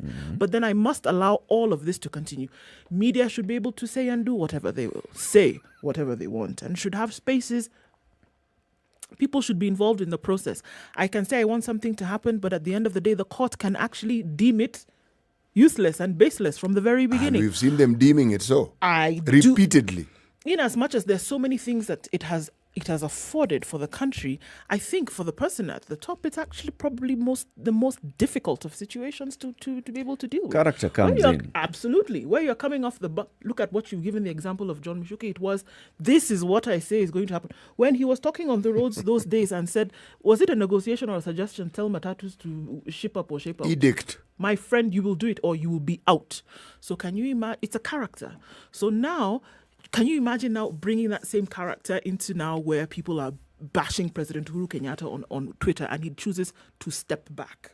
Somebody else would have chosen a different approach to how people were speaking to him or her, right? So I do think it's all about character, true, but then you're also dealing with so many more elements when it comes to new spaces within which people can govern and be governed. It definitely is not an easy track to follow. We're all finding our footing in this thing. Because, and one of the things that is also happening is, even with political parties, people are going to find that footing that you're speaking about has to be found. The moment you have a constitution such as the one that we have, that opens up so many avenues for discussion, since this is really our trade here. My friend, grappling with it and trying to ensure that you actually fulfill those dictates, it is an extremely tall order. So if you're talking about legacies, I would argue that the legacy, let's just throw in COVID, just for good measure, because it complicates this entire equation. I would say the overriding legacy is how it is this presidency enables us to understand what operationalizing a new constitution is all about. Because all these difficulties that we talk about, all the problems that keep coming up, all the back and forth, this is opening our eyes to saying, oh my goodness, so you mean this is the journey that you actually take. To understand it, just pop over to the southern part of Africa and look at Zimbabwe. They're going through a similar process. They have a president who is also determined to change very many key aspects of their constitution. And he is not having an easy go of it. Because they're saying, excuse me, what we have is this, and this is what you're trying to do. Now, his is closer to what we like referring to in this country as a dictatorship, because that man tells you, Mnangagwa tells you what he wants, and if you understand, you will do it. But you can see similarities in what we had in the Moi era, or what we liken as the Moi era, and what they are going through. Because their people are saying, we are not going to put up with this, because these changes that you want, what it actually means is that you are going to hold on to power for longer. And we're saying, no, we're not going to take that. Because on the other side of it, there are quite a number of people, if you want to look within the Kenyan space, who would say that because of the ignoring of things like court orders or ignoring the suggestion made by a previous Chief Justice, ignoring the tenets of a constitution, which is the law that governs the land, that your legacy would not be actually that you lived within the framework of the constitution. True. That True. on those three things alone, you actually didn't follow constitution, and that is what we are remembering your legacy as, that you did not go by the framework that the constitution Especially when set it's out for not you to follow. or And twice. it's not one time. It seems to be that you throw a stone and it will land on an occurrence where you ignored the framework of the constitution. And that is what they would remember, that you ignored it over and over and over again. I want to focus on the consequences of him ignoring or the whatever it is that we're referring to, those court orders. Because there will be consequences. There will be. There will be. Let's do that after this quick break as we say goodbye to our audience on KTN Home. Thank you very much for tuning in to the radio experience on TV on KTN Home. You can switch over to SpiceFM 94.4 in Nairobi. Mombasa, it's 87.9. Kisumu, 102.5. Nakuru, 96.0. Eldoret, 96.7. 90.9 in Nyeri and 97.7 in Malindi. We're also live streaming the show on SpiceFM KE, YouTube, Facebook, Twitter.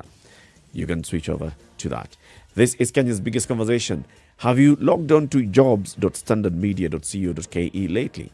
There are many jobs that are listed every day on jobs.standardmedia.co.ke. Over 150 or 250 actually jobs every single day.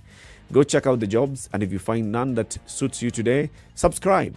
Whenever a job that is aligned to you is listed, you will receive an SMS or an email to tell you there's a job that you could apply for. Go and apply for it, and then best of luck. Good morning.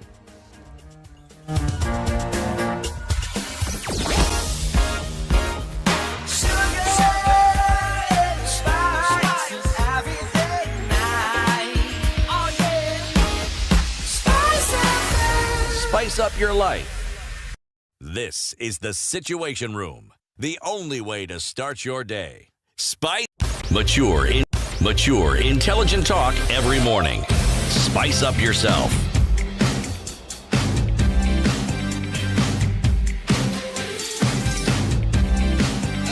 Mornings done right. So you're saying there have been many consequences of, or maybe there have been no consequences. Oh, there will be consequences. There always are consequences. They always. You see, this is a moving vehicle. This constitution, the implementation of it, it's moving.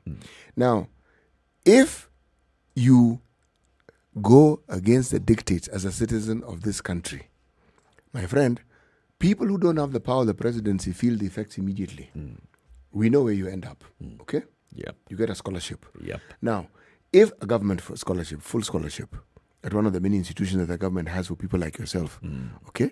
The problem complete full board, okay? Now, you may think there are no consequences, but there always are consequences. To understand it, look at the legacy that I like referring to with regards to the former president, Daniel Arap Moi. He did something that many African presidents were unable to do. Our neighbor Tanzania did it beautifully. Nyeri did it beautifully. Meaning, you allow for a transitionary process to take place. And then that becomes a tradition in your country. He says, multipartyism, let it be so. I don't like it, but let it be so. He had the power to accept and also to refuse. Legacy. So even when you look at many things in that government that you found negative and unacceptable and really bitter to swallow, against that backdrop, you sort of like tone it down and say, but you know something? He also did this. In the end. This is what he did. Yeah. Now, everything about this presidency, the full circle of it is when he stops being president. Then you can have a lovely panoramic view and said, okay, see what was Uhuru's presidency like? Keep it right here. The conversations continue to the next hour. We want to hear from you as well. 0719-012-600, or you can send us a message on Facebook, on YouTube, on Twitter, on Instagram. SpiceFM KE. Good morning. It's 9 a.m.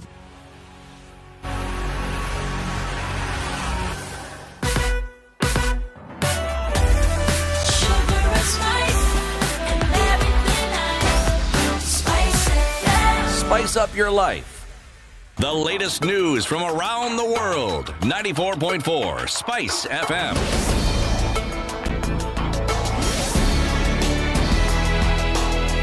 Good morning, this is the Newswire. I'm Leah. Ubaga. President Uhuru Kenyatta will this afternoon witness the swearing-in of Lady Justice Martha Koome as the third Chief Justice under the current constitution and the 15th CJ since independence. The ceremony will take place at State House, Nairobi. Thereafter, Koome will head to her new office at the Supreme Court, where she'll be received by the Judicial Service Commission, Deputy Chief Justice Philomena Mwilu, Chief Registrar of the Judiciary Anna Madi, among others. On Monday, the Judiciary will hold a ceremony that will see Deputy Chief Justice Mwilu hand over instruments of power to Koome.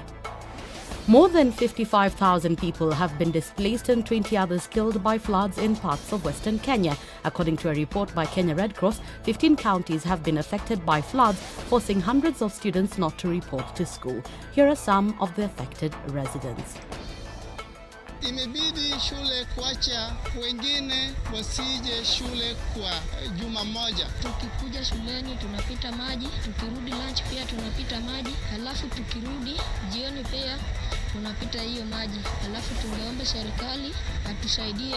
Msaada ambayo inatusaidia nayo ni kujenga barabara hapa. Kenya Red Cross further says that they've set up 18 camps in Busia, Kisumu, Homa Bay and Migori to cater for those affected. Health CS Masi Mwangangi will today launch the first phase of the polio vaccination campaign in Garissa. The vaccine campaign will be targeting 13 high-risk counties, which include Nairobi, Mombasa, Machakos and Kiambu, among others. Parents with children under the age of 5 years in these counties have been urged to ensure they get vaccinated before the campaign comes to an end on the 26th of May. National Assembly Speaker Justin Muturi is today expected to meet with Governors Kiraitu Murungi, Martin Wambora and Tharaka Nithi's Mudhomi Njuki. This comes as Muturi prepares to be anointed as Mount Kenya's spokesman at a shrine in Murang'a tomorrow. Muturi was earlier this week endorsed by elders in Embu, Mbere and Meru.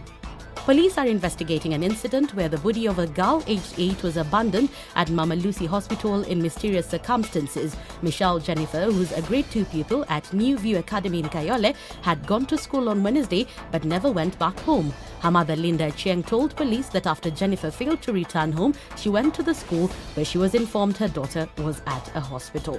And in sports, Nzoia Sugar coach Ibrahim Shikanda has called on his side to bounce back from their 1-0 defeat to AFC Leopards when they host Mathare United in Sunday's FKF Premier League match at Sudi Stadium. The Millers were made to pay for their wastefulness after Caleb Olilo scored a screamer to inflict a 6th defeat of the season on the 14th placed Nzoia. That's the Newswire. I'm Leah Ubaga.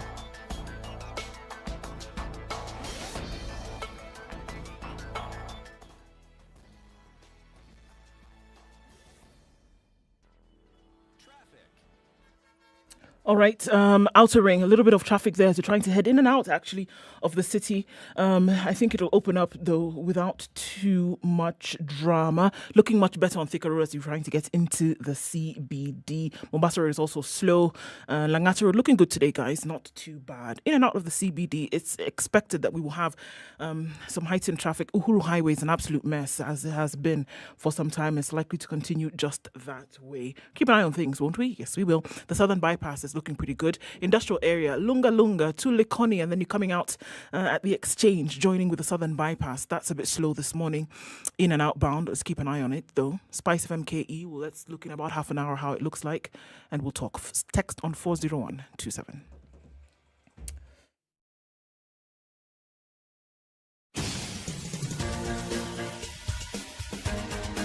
This is The Situation Room, the home of hard-hitting political commentary and penetrating insights about the state of the nation. This is a talk radio experience like no other. The Situation Room, a place for hard truths, debates, and elevated conversations. The Situation Room, witty, political, engaging, deep, controversial. In the room, we have C.T. Muga, researcher, academic, seasoned political observer, a fountain of wisdom in these politically uncertain times. Ndu Oko, Nigerian by birth, Kenyan by choice, communications expert, Pan-Africanist, a truth seeker and believer in people power, and Eric Latif, agent provocateur, the man in the chair, seasoned journalist, news hound, a man who believes in punching up, not down.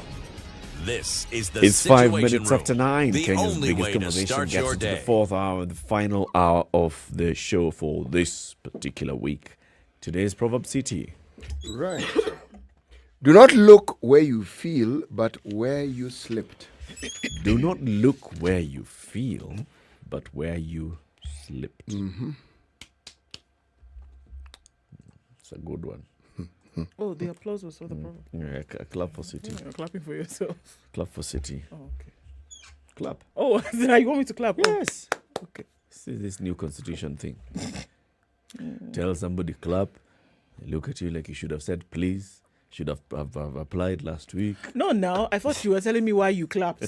I didn't know that you wanted me to now join on the constitution clapping thing. And the next thing he's going to tell me that people have a right to expect money from their MPs, direct cash infusion, because they'll be told you are given CDF. Yes. Then you are given to bring to and you build schools. Yes, and you want to use all of it. What remained? Who told you wanted schools? Yes, give us direct. We want share here too. I've seen someone here asking, Uhuru should be putting money into healthcare. Who told him we wanted roads? You know what is interesting when you're talking about cash infusion? Australia, something very unusual has happened in Australia with COVID. See, the government took the responsibility of ensuring that there was an infusion of cash that were given to the citizens. Okay? So now, you find, for instance, the tourism sector, they are looking for people to actually employ. The hospitality sector. And part of the reason is because, people have money to spend. And they've been holed up, they've been receiving money, they haven't had an opportunity to spend it. So now they're saying, look, folks, where ordinarily people would look for work, some people are not looking for work because they don't need to look for work because they have what? They have money. So it's an unusual situation that they find themselves in, but that is now a positive consequence, one could argue, of what? Of COVID. So when the economy opens up, it opens up to a situation where people actually have money. Yeah.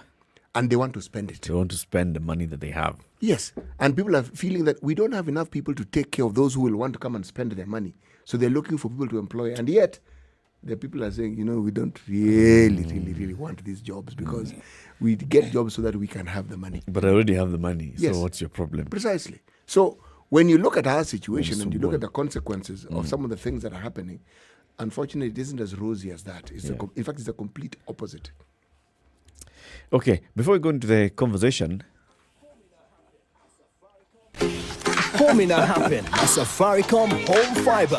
Stream movies non-stop at home with the best fiber internet speeds in Kenya. Dial star 400 hash and get connected today. We are looking for a winner for 3,000 shillings today with the hashtag Home in a happen and a screenshot after you have gone through the entire process of dialing star 400 hash. That's dialing star 400 hash to find out if you can be connected to the Safaricom Home Fiber in your neighborhood. Dial star 400 hash, then number 2, you'll choose Get Home Fiber, then number 3, it'll ask you for your province, then number 4, it'll ask you for your area, then number 5, it'll ask you, type the name of your estate. Type the name of your estate, it'll then give you a message that tells you, thank you very much for your query. We are going to call you back shortly. That is the one that we want a screenshot of. That message of thank you very much for your query. We will be calling you back shortly. So send that with the hashtag Home in a Happen. Hashtag Home in a Happen. I see already some people have started sending in their screenshots. So if you send that on our social media handles, SpiceFM on Facebook or Twitter, SpiceFM Facebook or Twitter, Amrioto, our man, will pick one of you to win 3,000 shillings. This could just be the one that gets you to the first month of the bronze package, 8 Mbps of Safaricom Home Fiber data connection worth 2,900, but we'll give you 3,000 for good measure. Okay. For good measure. Knows no bounds. Oh, no, nothing. There's something that's going to happen this weekend. We are going to have a man from Nyeri being coronated as a spokesperson for the entire Mount Kenya region. Now, Mount Kenya has the communities of the Kikuyu, the people from Kirinyaga, the people from Embu, who include the Tharaka, the Mbere, then you have the Merus, and all those people joined together are called by the rest of the country Mount Kenya. And they have accepted that tag, and they've decided, you see, because Uhuru now is going to be the exiting president, we need to have somebody else to lead the region as spokesman. Speaker of the National Assembly, Justin Muturi, has thrown himself into the ring of Mount Kenya succession politics by taking up the mantle of the region's spokesperson ahead of an elaborate crowning ceremony that's going to take place this weekend. Now, Mr. Muturi has been observing what is being called a cleansing ritual, where he has secluded himself at his Giri residence in Nairobi and observing set protocols issued by Kikuyu elders ahead of the ceremony tomorrow. The speaker said he's aptly prepared for the task ahead and he will rely on the guidance of elders. I am ready for the task ahead and for the advice that will be given by the elders. I'm ready to carry on with whatever responsibilities the elders will bestow on me on behalf of the region. I'll use the experience that I've gathered in Parliament to lead the region. Leading the various groups in Parliament is not easy, but I have been doing it. I'm aware that the task ahead of me as a spokesperson of Mount Kenya is not easy, but being a leader is not new to me. Let me tell you, this one has already elicited much reaction. People asking, do we need a spokesman? Okay, the second thing is, who made this one the candidate for spokesman? Was it advertised? Was there public participation? Were other applicants invited? Did anybody else throw their hats in the ring? Yeah. And then, At and what then point does this man just become he's being coronated? How? Why? Because of where? No way. And then there are those who are saying, yes, the man is actually aptly suited to do this, to take up this mantle, to do the job. Was there a vacancy? Yeah, they're saying there's going to be a vacancy after next year. Now, here's the question. Does the exit of a president, if we just assume and we just carry that and carry that assumption and say, okay, President Uhuru Kenyatta retires as president in 2022, so after that, he will not be in national leadership. Does that mean that the president cannot be the elder of the region? Does that mean that the president cannot continue holding a position where he actually is a kingmaker, he's an elder, he's giving advice, he has the ultimate experience that's required? He has led the country at the national level, at the highest level. He has led the region. He can be the person who says, okay, guys, no. Here, let's go slowly. Let's talk up to our young people. Let's look at our women, what they need. Let's look at the men, what they need. Let's look at the community and the community needs. We can approach it this way and the other. If that's what is required of a spokesperson, Uhuru Kenyatta is not leaving Kenya. Or is he? I think the assumption is here that once somebody has sat in that position and then now will no longer be president, that then they go off to lead a silent life, whereby they will not be spoken to or spoken of again, unless you hear something has happened within their family later on. But I think the silence assumption is that, they've been at the helm for so many years. They culminated at the highest seat possible, which was presidency. So after your term, then you take a back seat in all of these things. That's the assumption. By the time you're coming out and saying that, somebody then needs to come and replace this person, because how much higher can you really go, right? You've sat at the topmost position. You're done. I think that's the assumption, that you're actually done and that you can't have a role in active politics, whether it is community, whether it is government. You can't be an elder. But is this not the assumption that they're saying somebody is essentially coming to replace you because you're done? What really are they saying? Because if you look at, say, for instance, the best example we can give is probably with the former president, the late former president Daniel Arap Moi. President Kenyatta died in office. President Kibaki has been unwell. Okay, but we saw when President Moi retired, people still trooped to see him for advice. When there were issues, we saw people in the opposition, people in government. We saw this happening. But despite all that, you still found that within the community that the president came from, there were people who were considered elders. You'd see them being brought in for functions and what have you. So it isn't as though there isn't space for a variety of elders to actually exist within a community. And again, traditional leaders were not necessarily politicians. They were just traditional leaders. And every community, I think, had a protocol for who it is that qualified to be a traditional leader. Now, I don't understand what the protocol is for Central Kenya or the mountain. Because the mountain, I think, Central Kenya plus Meru, Embu. Okay? And they're different communities. They are completely different communities. And they may not be the same. How the Kikuyu will look at coronation of an elder may not be the same way the Meru will look at the coronation of an elder. My friend. And there are various elder groups. Again, this word granular, I like it. Let's get granular. Even within Meru. Surely, you actually think that those who come from, say, one region are necessarily going to accept and say, well, these are the overall... Where is the protocol? But more significantly, what really is the function? And so that when asked for the function, ask so that when there's a coronation, you can see the significance of it. These groups that we refer to as traditional elders, what is their relevance? What role do they play in our communities? What would you expect? It's about, upholding culture, making sure that the younger generations get to understand the culture of the community, making sure that the community lives within those ideals of the culture, those that can still be acceptable. Okay, so those that are not, for example, those that go against modern law would not be acceptable. FGM being one of them, child marriages being others, But the others that are of greater benefit to the people, the community at present, that's what the elders would be doing, sitting down and thinking, this is what we do. Sitting down and correcting, for example, those that go astray. If you look at our pastoral communities in this country, they are the ones who seem to have a system that you can look at and understand the role of elders. And when I mean pastoral, I mean pastoral. When elders speak, people listen. And elders have even a big say as to who becomes a political leader. Yes. You see it. Yeah. So if you ask me about them, I can tell you, I understand it. But when it comes to the other communities, these agrarian communities and the other ones who are, well, whatever you can describe them as being,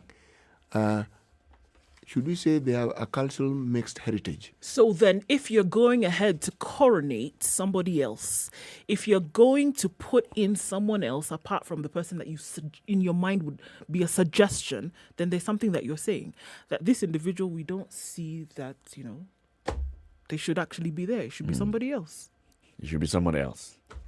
Let's take a break. 18 minutes after 9, we are discussing what we are seeing as the upcoming coronation of Speaker of the National Assembly, Justin Muturi, to be the leader of Mount Kenya or to be the spokesperson of the Mount Kenya region. All the communities in that region, look at all of them, Meru, Embu, Bere, where he comes from, the Kikuyu, those from Kirinyaga, all of them. He is like being installed as their spokesperson. Is this something that is being accepted across the board by everybody? Apparently not. And then there are those who are accepting it. We'll be looking at what they're saying and then we'll hear from you. 19 minutes after 9, time for a break. Good morning.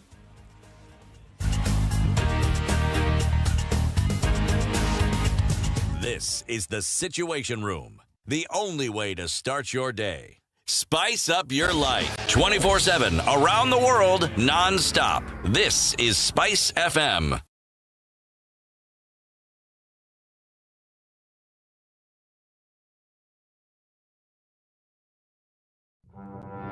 There are so many people peddling what is false and that it bears remarkable resemblance to what is true. Politicians have their agenda, and their agenda is to use every opportunity to sell that agenda and to loot this nation. I have seen major strides that are done in this country when we talk to each other as against talking at each other. We start getting back into the tribal cocoons which were put to us by the colonial powers. They gave us physical freedom but not mental freedom. We're still mentally colonized today into these cocoons of tribe. Now, if you live in an area where it's difficult to find a dog, he's a goat. I kid you not. In which part of this country is it difficult to find a dog? So that you resort. Nafandi hii umbo yako iko na pembe. Hii ni umba special. This is the Situation Room the only way to start your day. All right, The cloudy weather conditions with in Nairobi at 17, highs of 25 and lows of 15 today. Light rain in Nyeri at 16, highs of 23. 25 will be the high in Nakuru, where it's mostly sunny at 18, coming down to lows of 14, 13 below in partly sunny Eldoret, highs of 24. 28 will be the high in Kisumu, where it's mostly sunny at 23. Sunny conditions in Kakamega at 25. Light rain in Mombasa at 28. Partly sunny conditions in Malindi. It's also sunny in Kampala at 24. It'll go to highs of 26. 31 will be the high in Dar es Salaam, where it's mostly sunny. Come down to lows of 23 and lows of 5 in Johannesburg. It's sunny at 10. 26 will be the low in Lagos, where it's raining right now. It'll go to highs of 32. 33 the high, and partly sunny conditions in Kinshasa. It's a sunny afternoon in Beijing at 31. We'll see lows of 17. 17 will be the high in Paris, where it's sunny at 12. It's cloudy at 12 in London, highs of 13 and lows of 9. And getting into Friday, it's 15 degrees and clear in New York. We'll see highs of 25 and lows of 19.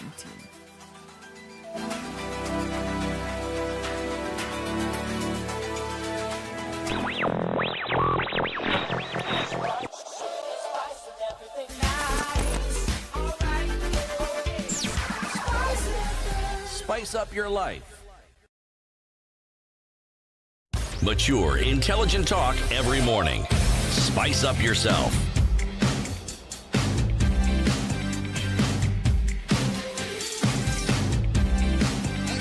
It's 22 minutes after 9. The conversation continues. The coronation of Speaker Justin Muturi as spokesperson of the Mount Kenya region. It's scheduled to take place this weekend at one of Kikuyu's holiest shrines. It's called Mukuru wa Nyagadhanga. It's in Murang'a County. The governor of Murang'a County and some of his supporters have vowed to disrupt this ceremony set for tomorrow because they say, this is a political game that's being played here and we cannot allow it to happen. This is what they're saying. As the custodians, this shrine was bequeathed to the Agekoyo community, and as the custodian, he would not allow people in the name of elders to defile it through political gimmicks. Directly, Mwangi wa Iria, the governor of Murang'a County, says, this is not a political stadium, but a shrine. Even former President Mwai Kibaki and President Uhuru Kenyatta have never attempted to defile the ground, despite being presidents and real heads of our community. I'm ready to defend the spirits of our parents. Mwangi wa Iria, the host governor, says, absolutely no, we can't bring in politics here. One of the leaders of a splinter group of the Kikuyu Council of Elders, led by Chairman Wachira Kiago, has also distanced himself from the event. Meru Governor Kiraito Morongi says he's in support of the coronation, noting that despite its huge population, Mount Kenya region has lost its political strength and there is need to regain it through Speaker Justin Muturi. Kirinyaga Governor Anne Waiguru says on matters of coronation, she has 4 points. Point number 1, while one cannot begrudge Speaker Muturi and others of their desire for some form of enthronement without consultations and consensus with the elders and the people of Mount Kenya, such enthronements will have little meaning politically. 2, these ceremonies will not give him an upper hand because the people of Mount Kenya never had cultural kingpins and spokespersons until the colonialists came and installed the generally unpopular paramount chiefs.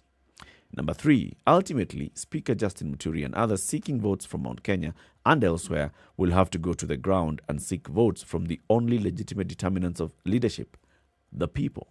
And final point number 4, in the meantime, it must be remembered that as a political community, our leader, His Excellency the President, has not vacated his seat, and culturally, we cannot inherit one when they are still alive.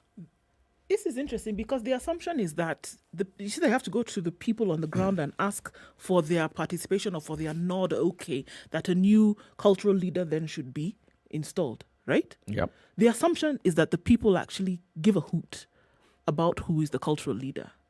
Yep. The assumption is that people don't have other things to think about as opposed to who the cultural leader is, that so much political importance is pegged to their installation or not. Yep. That they actually care. Yes. I don't know that they do. Why don't you? Why don't I know? I don't know that. That's what I'm asking. Are people actually concerned? Because it's clearly something that's reverberating through the minds of these other leaders, is that it really matters. It really, really matters. It is an earth-shaking, moving thing of who the next cultural leader will be. And I'm wondering, the people who they're saying it is important they go to ask for their permission, is that what they're thinking about right now? Is it on top of the priority list for them? Maybe not on top of the priority list, but is it somewhere at the back of their minds? People of the community? We need that one person who is going to be our guiding light on matters cultural, what direction are we taking? As not a cultural, people. Traditional, politically. What direction are we taking politically? How are we Who is engaging? our leader? Who are we going to endorse? How are we engaging with other communities? How are we securing our position in as a community politically in the entire splitting and sharing of the political cake? Who is it who is going to be our Mudhamaki? See that whole Mudhamaki story that people throw around and in scorn at the people who voted for Uhuru? This is it. Okay. Who is the Mudhamaki going to be? So people care about who is the leader? John Njoroge Mishoki, towards the end of the presidency of Mwai Kibaki, spoke and he was quoted widely. And he said, after Kibaki leaves, our next leader of this community is going to be Uhuru wa Kenyatta. And he said that. And he kept repeating. And people seemed to have agreed with him. Because nobody counted and said, but who said Uhuru? But unlike what we are seeing now. And when Uhuru became, wherever Uhuru was going, when he left KANU and went to a little-known party owned by Nginyo, and he used that vehicle to go and seek votes, people followed him. And they said, all this region, we are voting TNA. We are voting TNA for president. We will vote for TNA candidates. Why? Because Uhuru wa Kenyatta is the leader. Now they're looking for the next person. After Uhuru Kenyatta leaves office, who is going to be the next one? Now, the person who appears to have, I don't know how he ended up here, but he's there, is Justin Muturi. He seems to have quite a lot of gumption. And there's democracy, it's rotational. It's not just Kikuyu. Now we've gone to Mere. Okay, yes. He seems to have quite a lot of gumption though, because he's gone ahead, because I don't think he stood up one day and said, it's me. I'm the one now who is going to take up this position. There must have been some kind of consultation, don't you think? And that he's actually gone ahead to go into, what do they call it, this ritual where he's kept himself away from the public, etc., etc.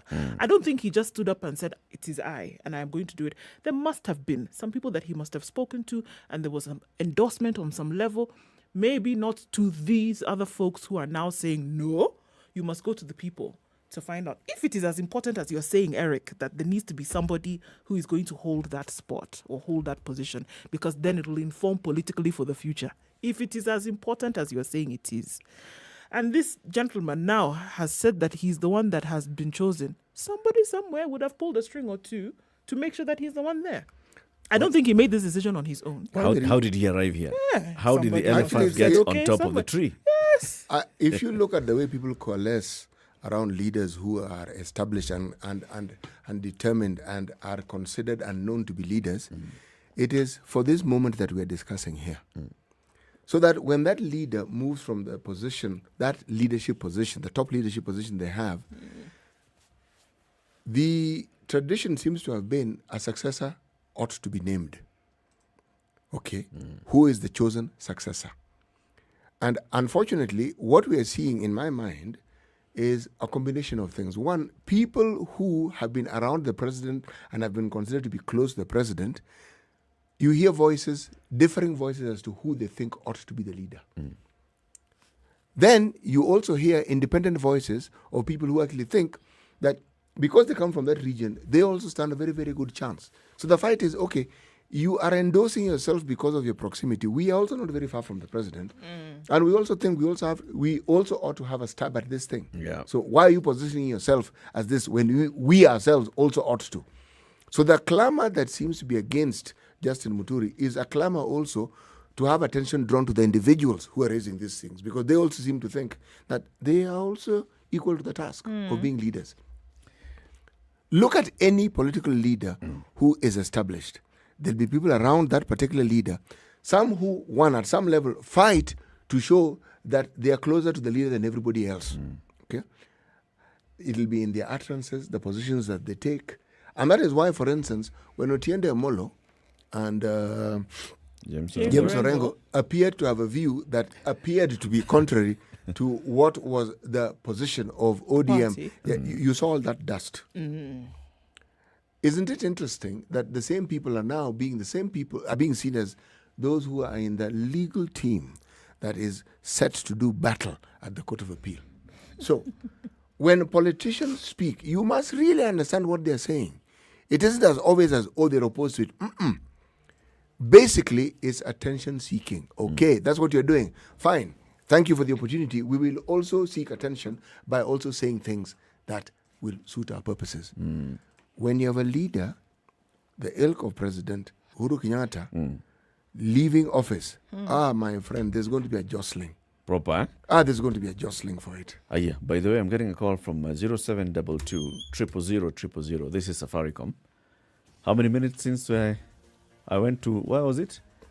Kiambeni in Mombasa. Yes. Second They're hour. already calling to find out how they can set me up. Yes. With Safaricom Home Fiber. They actually, it's ringing. I can't pick, obviously, because I'm on air. Yes. I can see. Now they'll be wondering, so now this one. This one, is he serious? Yeah. It wasn't 24 Maybe they're hours. going to call again. It is within the hour. Within It's an the hour, yeah. Within the hour, they've actually called. Yeah. So it works? It does work. Okay. Star 400 hash. Go through all those steps, and Safaricom guys are going to call you and set you up with Safaricom Home Fiber. 2,900 is the lowest bundle you get, the bronze one, and you get 8 Mbps of speeds. That's very good speed coming from Safaricom Fiber. So just do that, and then we'll be rewarding somebody in about 15 minutes with 3,000 shillings worth of Safaricom airtime. Then you can use that to pay for that first installment. 28 minutes to 10, time for a break. Let's see what's happening on the roads, and then we pick your calls. Is Justin Muturi really the man to speak for the Mount Kenya region? Is Speaker of the National Assembly Justin Muturi the man to speak for the Mount Kenya region? Does he have it? Do you think he's got it? Does he have the clout, the charisma, the gravitas? Can he marshal support from across the region? Can he? Let's hear from you. Good morning. 24/7 around the world, non-stop. This is Spice FM. Hello. Halo, umesikia? Nimesikia nini? Hujasikia habari? Hebu acha nikuambie. Kile kimetokea. Hello? Hello? Hello? Don't wait for hearsay. Dial star 550 star 2 hash to read the Nairobian e-paper from the convenience of your mobile phone for only 20 shillings from your telecom line, and stay up to date, the hottest talk of town, with no additional charges. Classic soul, R&B, smooth jazz, neo soul, and nostalgic ballads. Make some noise. Yeah! You're listening to Spice FM.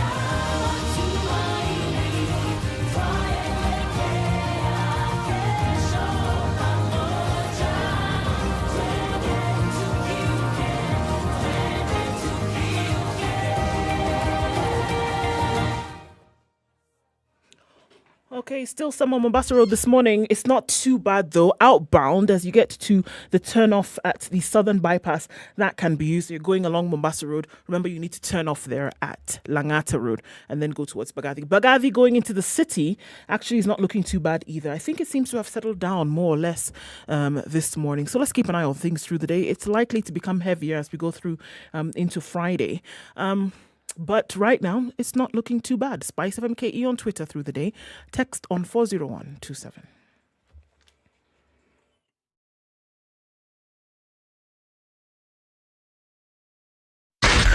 SpiceFM, Nakuru.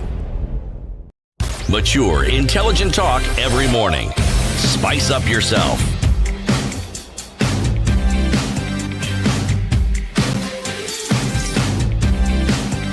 Mornings done right. 94.4 Spice FM, So in terms of- Nairobi. if you look at everything, all right, in terms of seniority, in terms of experience, in terms of popularity, in terms of everything else, is Justin Muturi the man Well, the man for what exactly? for this particular role of being the spokesperson of the community? Why not? Would he be able to go and negotiate with other communities on behalf of? Does he have that? Does he have, you'd expect that this is somebody who, one, enjoys good relations with the other kingpins of the other regions, would be able to persuade the other regions to see things their way, while also coming back home, he would be able to stop somewhere and people can listen to him. Let me ask the question, okay? When somebody speaks of the National Assembly, he has this advantage of being familiar with literally every MP that we have in this country. Yeah. Okay? I would then argue that he is also familiar with MPs from the region that he comes from. Yes. And I take that even further. He would be privy to discussions that have been had about this very subject of succession, simply because of his position, because his position also enables him to make very crucial decisions within that house. He's been a person of influence. He's not just somebody who's coming from the woodworks and no one knows where. Okay. Now, if you take that as a perspective, then you ask yourself a simple question. Who are his competitors? Because these aren't positions that you just sort of like assume and people just sit back and you think you're going to get it. Think to the days of the former President Kibaki. There was one Mr. Matiba, a contender to that very, very, very throne, and a rather serious contender for the longest time. And one of the things that people don't seem to, well, it isn't probably considered to be important, but I think it's important. If you look at even the group of people from central Kenya that Kibaki had, they were not necessarily from his party. No. The gentleman you mentioned, John Mishuki. John Mishuki was not ever in the same party as Kibaki. But yet they were able to work together. So what am I saying? I am saying that following up with what you mentioned about kingpins from certain regions, Michuki was a kingpin of sorts. But he just came from, unfortunately, an area that had other serious kingpins. There had been Julius Kiano, there was Matiba, there was him. Okay? If you look at Nyeri, they were also kingpins. All I'm saying is that what is to stop, because this is a new dispensation, someone like Muturi, who doesn't necessarily come from what we call central Kenya, what is to stop him if he has supporters, if he has support from other people who have leadership positions? What is to stop him from being considered a serious spokesman? Because it's not a lone ranger activity. There must be people behind him who already have a say. So he has an equal chance, if you ask. Do they have a strong say? Or is it manufactured say, this particular one? Sometimes, because you see, for example, now as we see it, is where it's being formalized. When Uhuru was assumed the position of leader, there was no coronation at all of any kind. It was just, well, this is the son of Jomo, son of Jomo, son of Jomo. He is good, he understands, he speaks very well. Somehow he became the leader. There was no formal coronation, but yes, there was a lot of support from very many people. If we take this thing really far back, and we look at Jomo's reign, one of the things that Jomo's reign was characterized with at the time of crisis that was considered to be a crisis within the community was oathing. So people essentially swore allegiance. There are those who say that it wasn't just swearing allegiance, there are other activities involved. Yep. But since I don't know, I'm not going to discuss that. I'm going to look at the allegiance that people had. You can inherit allegiance. It is something that can be passed on. Yeah. So the question that I would ask You can is, be anointed. You can be. You can be. You don't necessarily need to go through some ceremony, but it's something that you can actually enjoy. It's called social capital. If somebody whom you follow after had social capital, that social capital can follow you. The question I would ask is, this one of Justin Muturi's, I can see it as him being Speaker of the National Assembly. I can see it as the proximity that he said he has with the president. And then I can ask the question, in the region he comes from, who else is likely to be in the position that he's in right now? And I'm saying I can't see anyone. You can't see anyone who is like who would be able to sit in that position Embu, as no, elder? Embu, just Embu. You have to start with being kingpin in your area first before you can spread it to other places. The larger Embu area, who is his competitor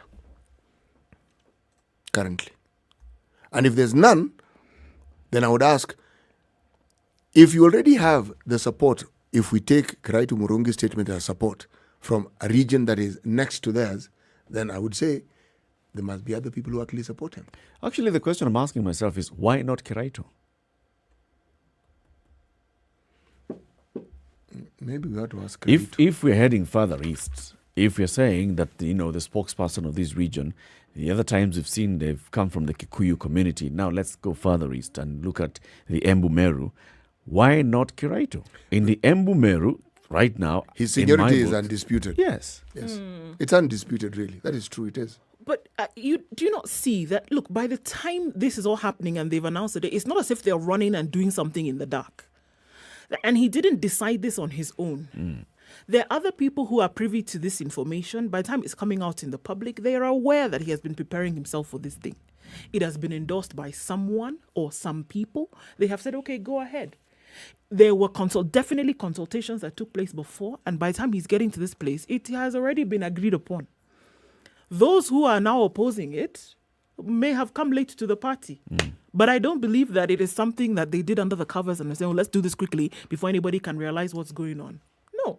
It's clear that it has been agreed upon in some quarters. Amongst a certain group of people. Yeah, in some quarters it's been agreed upon. Now, when you see others coming out to speak, they were not involved. It shows that they were not involved. It shows that Mwangi Wairia, for example, was not involved, or Anne Waiguru was not involved. How many other governors of the region have not been involved? How many other business community leaders have not been involved? How many other elders have not been involved?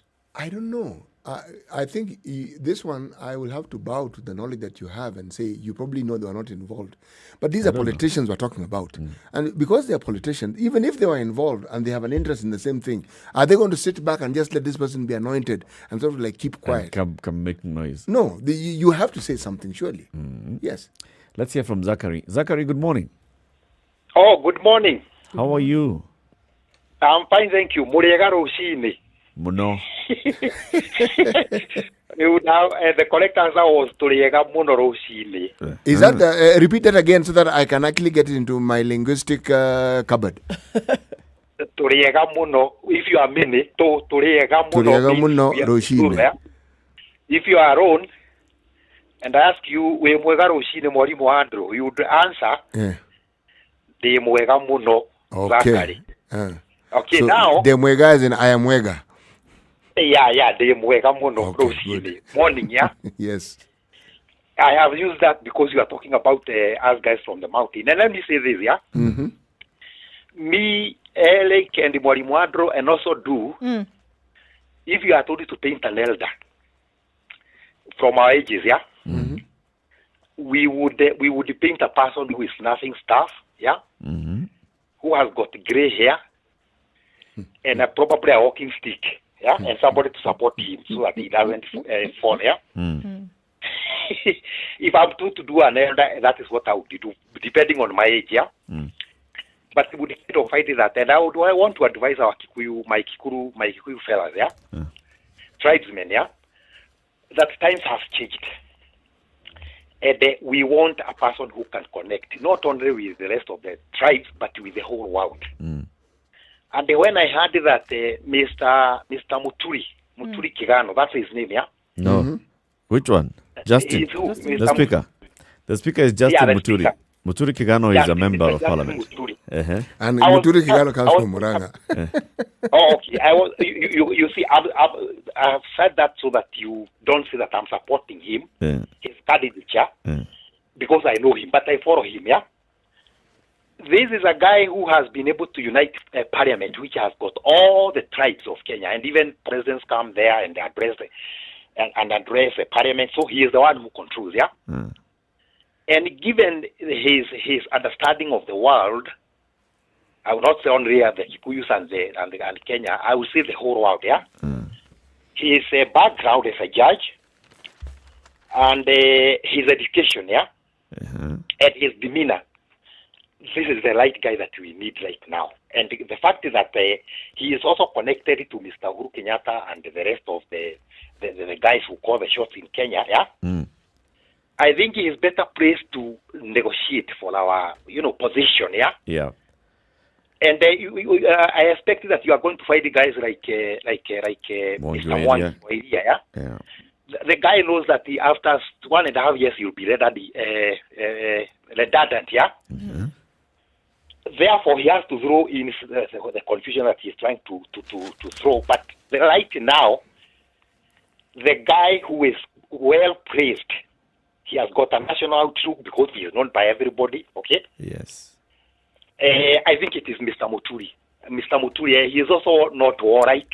He doesn't seem to support any or to demean any party in parliament here. When he is acting, exercising his powers as the speaker, he gives everyone a say, yeah? So I would call upon, now you give me this forum, call upon Mr. Mwangi to stop whatever he's trying to throw. Let elders conduct our affairs well, yeah? So you basically what you're saying is you support the Justin Muturi candidature. But let me ask you. Ask me. Are you saying that the exit of Uhuru Kenyatta from the presidency means that he exits the political arena altogether? Let me tell you, Mr. Eric. Today, if Bill Gates decides to give you $2 billion, yeah? Whether you like it or not, we are going to come after you looking for you where we say you are wise, we praise you, we say that in Kenya, it is money that determines your political, your political whatever respect, yeah? Political respect is, if you have money, Mr. Eric, today, money that fills the pocket and the M-Pesa and the banks, yeah? People will listen to you. It's obvious. So Mr. Uhuru Kenyatta is not exiting from the political arena. In fact, he is going to be much more stronger. Now that he will not have a lot of things to dispense, yeah? He will only concentrate in politics. And if he points you that I want Eric to be the leader of Mount Kenya, that is going to happen because it is money power, yeah? At some point, you kind of find that he will still have a very, very strong say. That would be my take. Okay. Yeah, and you have a nice day, guys. You too, man. Have a good one. Thank you. Thank you very much. Keep it right here. This is Kenya's biggest conversation, the Situation Room. So, as we are talking about Home in a Happen with Safaricom, some of the people who have already sent in their screenshots, Home in a Happen na Safaricom. Let's see some of those that had shared their screenshots. Who's this? Abu Said. Abu Said shared a screenshot earlier where he's already been told we will call you shortly, and I hope they've already called him. So Abu Said, you're the man that we're gonna give this. Sendio. Home in a Happen, a Safaricom home fiber. Stream movies non-stop at home with the best fiber internet speeds in Kenya. Dial star 400 hash and get connected today. So Abu Said, congratulations. You win yourself 3,000 shillings worth of Safaricom airtime. I was going to give you an extra, but Ndu has told me not to. 3,000 shillings worth of Safaricom airtime this morning. I can see once the Safaricom guys call you, tell them where you are. They'll come and set you up. We will send you the 3,000 bob. You'll be able to pay for a month of Safaricom airtime on the bronze package, 2,900. You get 8 Mbps of data. Congratulations, Abu Said.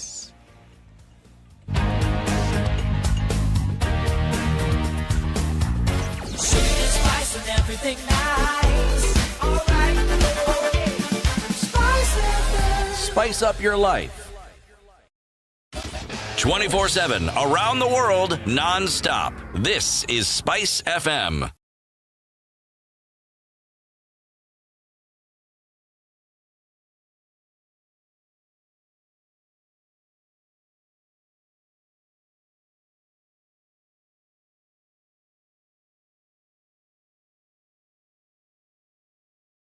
Mature, intelligent talk every morning.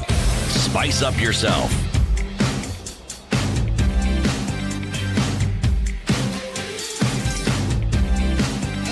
Mornings done right. 94.4 Spice FM, Nairobi. 10 minutes to 10.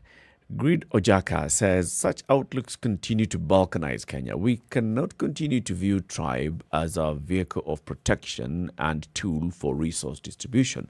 Why not allocate resources where it's needed most or where we'll achieve highest returns, not the most vocal tribe?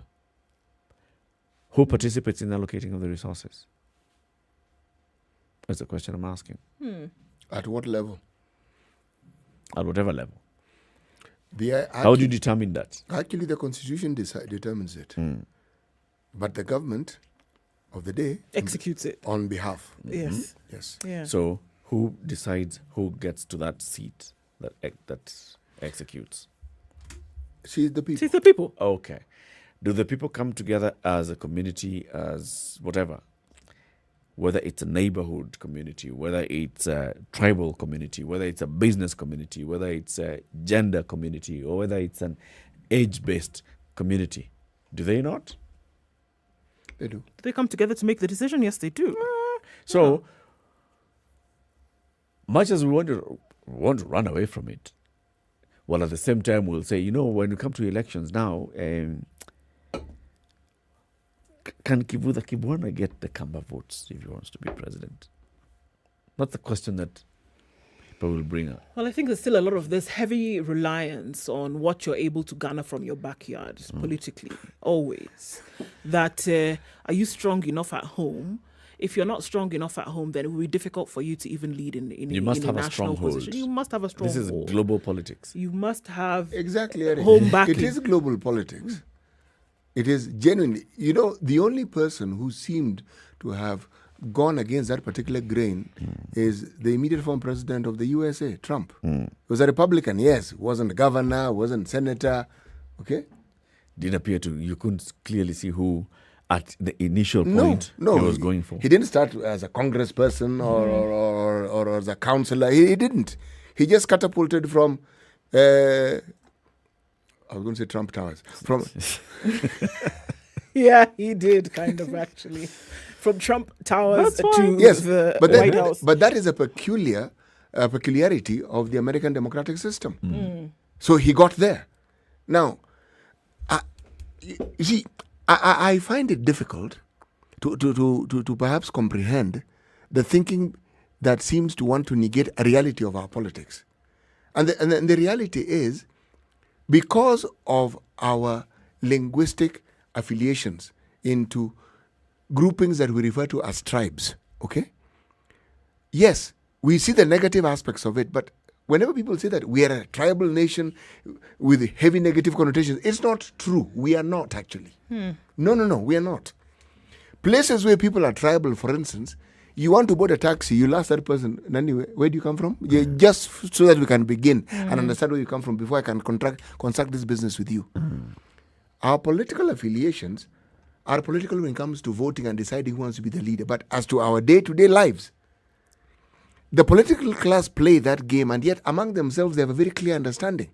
If we're genuinely political, even the political class would be genuinely divided. They are not genuinely divided. If we're generally tribal, if Kenyans were generally tribal, you would see those differences in the political class as well. You would see genuinely. That division in the political class doesn't genuinely exist. Not really. No. But maybe we're heading there slowly and slowly. By the time you... are you saying that in a now couple of years, 10, 20, 30 years, the importance that's being placed on a selection of a community leader from a particular area shows that you probably, is that what you're saying, that you could get to that point whereby we're going to now decide things on where people come from as opposed to what they can deliver? Yep. It could get to that position where everything else seems to be broken down, deliberately so, such that the only way you shall think of, if you have not been, look, in the last 4 or so elections, you have seen people who are looking for national seats, going somewhere and sitting under a stool and wearing some hide or skin and being called things and being spat on. And sheepskin yes. or some and feathers. being called, you're now an elder of this community, you're now an elder of this community. All top-level political leaders, think of any. You'll see them doing that, being given a rungu, a spear, a bow and arrow, and they're sitting on a stool and they've been installed. This has happened within the last couple of years. And it's gaining momentum that if you want to appear to have a strong following in this particular region, start by being installed as leader by the elders of the community. That's what I'm saying. If we continue this trend, maybe in another 20 years, that'll be the norm. First of all, you are installed and then now you go and seek. Just like what we see as Somalia, the 4.5 system that we're being explained to yesterday. It is the elders who determine who sits in the electoral college, and then that electoral college determines who goes to parliament.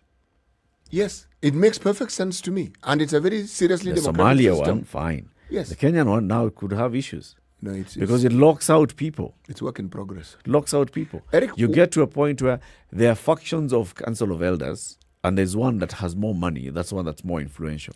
Thank you. But you see, you've actually shown me a roadmap, because this was what was puzzling me. What's the protocol? I mean, there isn't one unifying Council of Elders. There are many. So essentially, it's a growth industry. That's what you're saying. And many more will come up. And the one which seems to have more money, which means it has backers who have more money.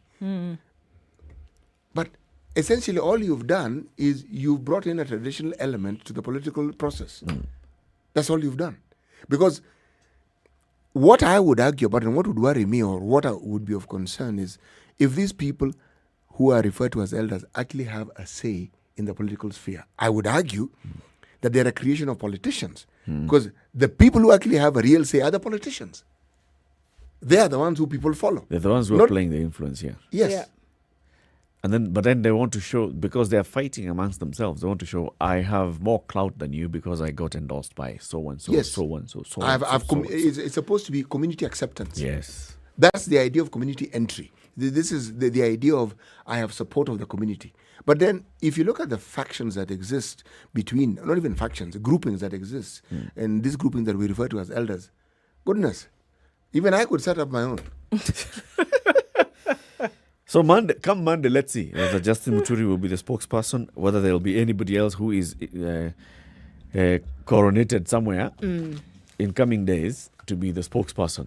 This and more. Thank you very much for tuning into the Situation Room.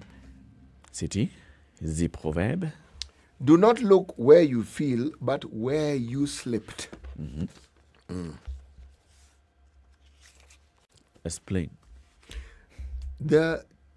What perhaps ends up being your greatest tutor, or the incident or the activities that you learn best from, are the ones which wrong foot you. The things that don't quite go according to plan, or the things that bring you a certain degree of discomfort. I mean, we've had other proverbs that more or less are this way inclined. This is yet another. Simply saying that when something doesn't quite go the way that you want to, that's what you need to pay attention to, because it points to something that could be of great benefit to you. Yes. Okay. Okay. Let's end with this comment by the Bonafide edition. Oh, right. Muturi can never be Mount Kenya spokesman because he's not of the right lineage. On coronation, he's just looking for an exit strategy as he slyly campaigns for the Embu gubernatorial seat in 2022. Mount Kenya region knows who their kingpin is. Okay. Interesting perspective. Okay. Okay.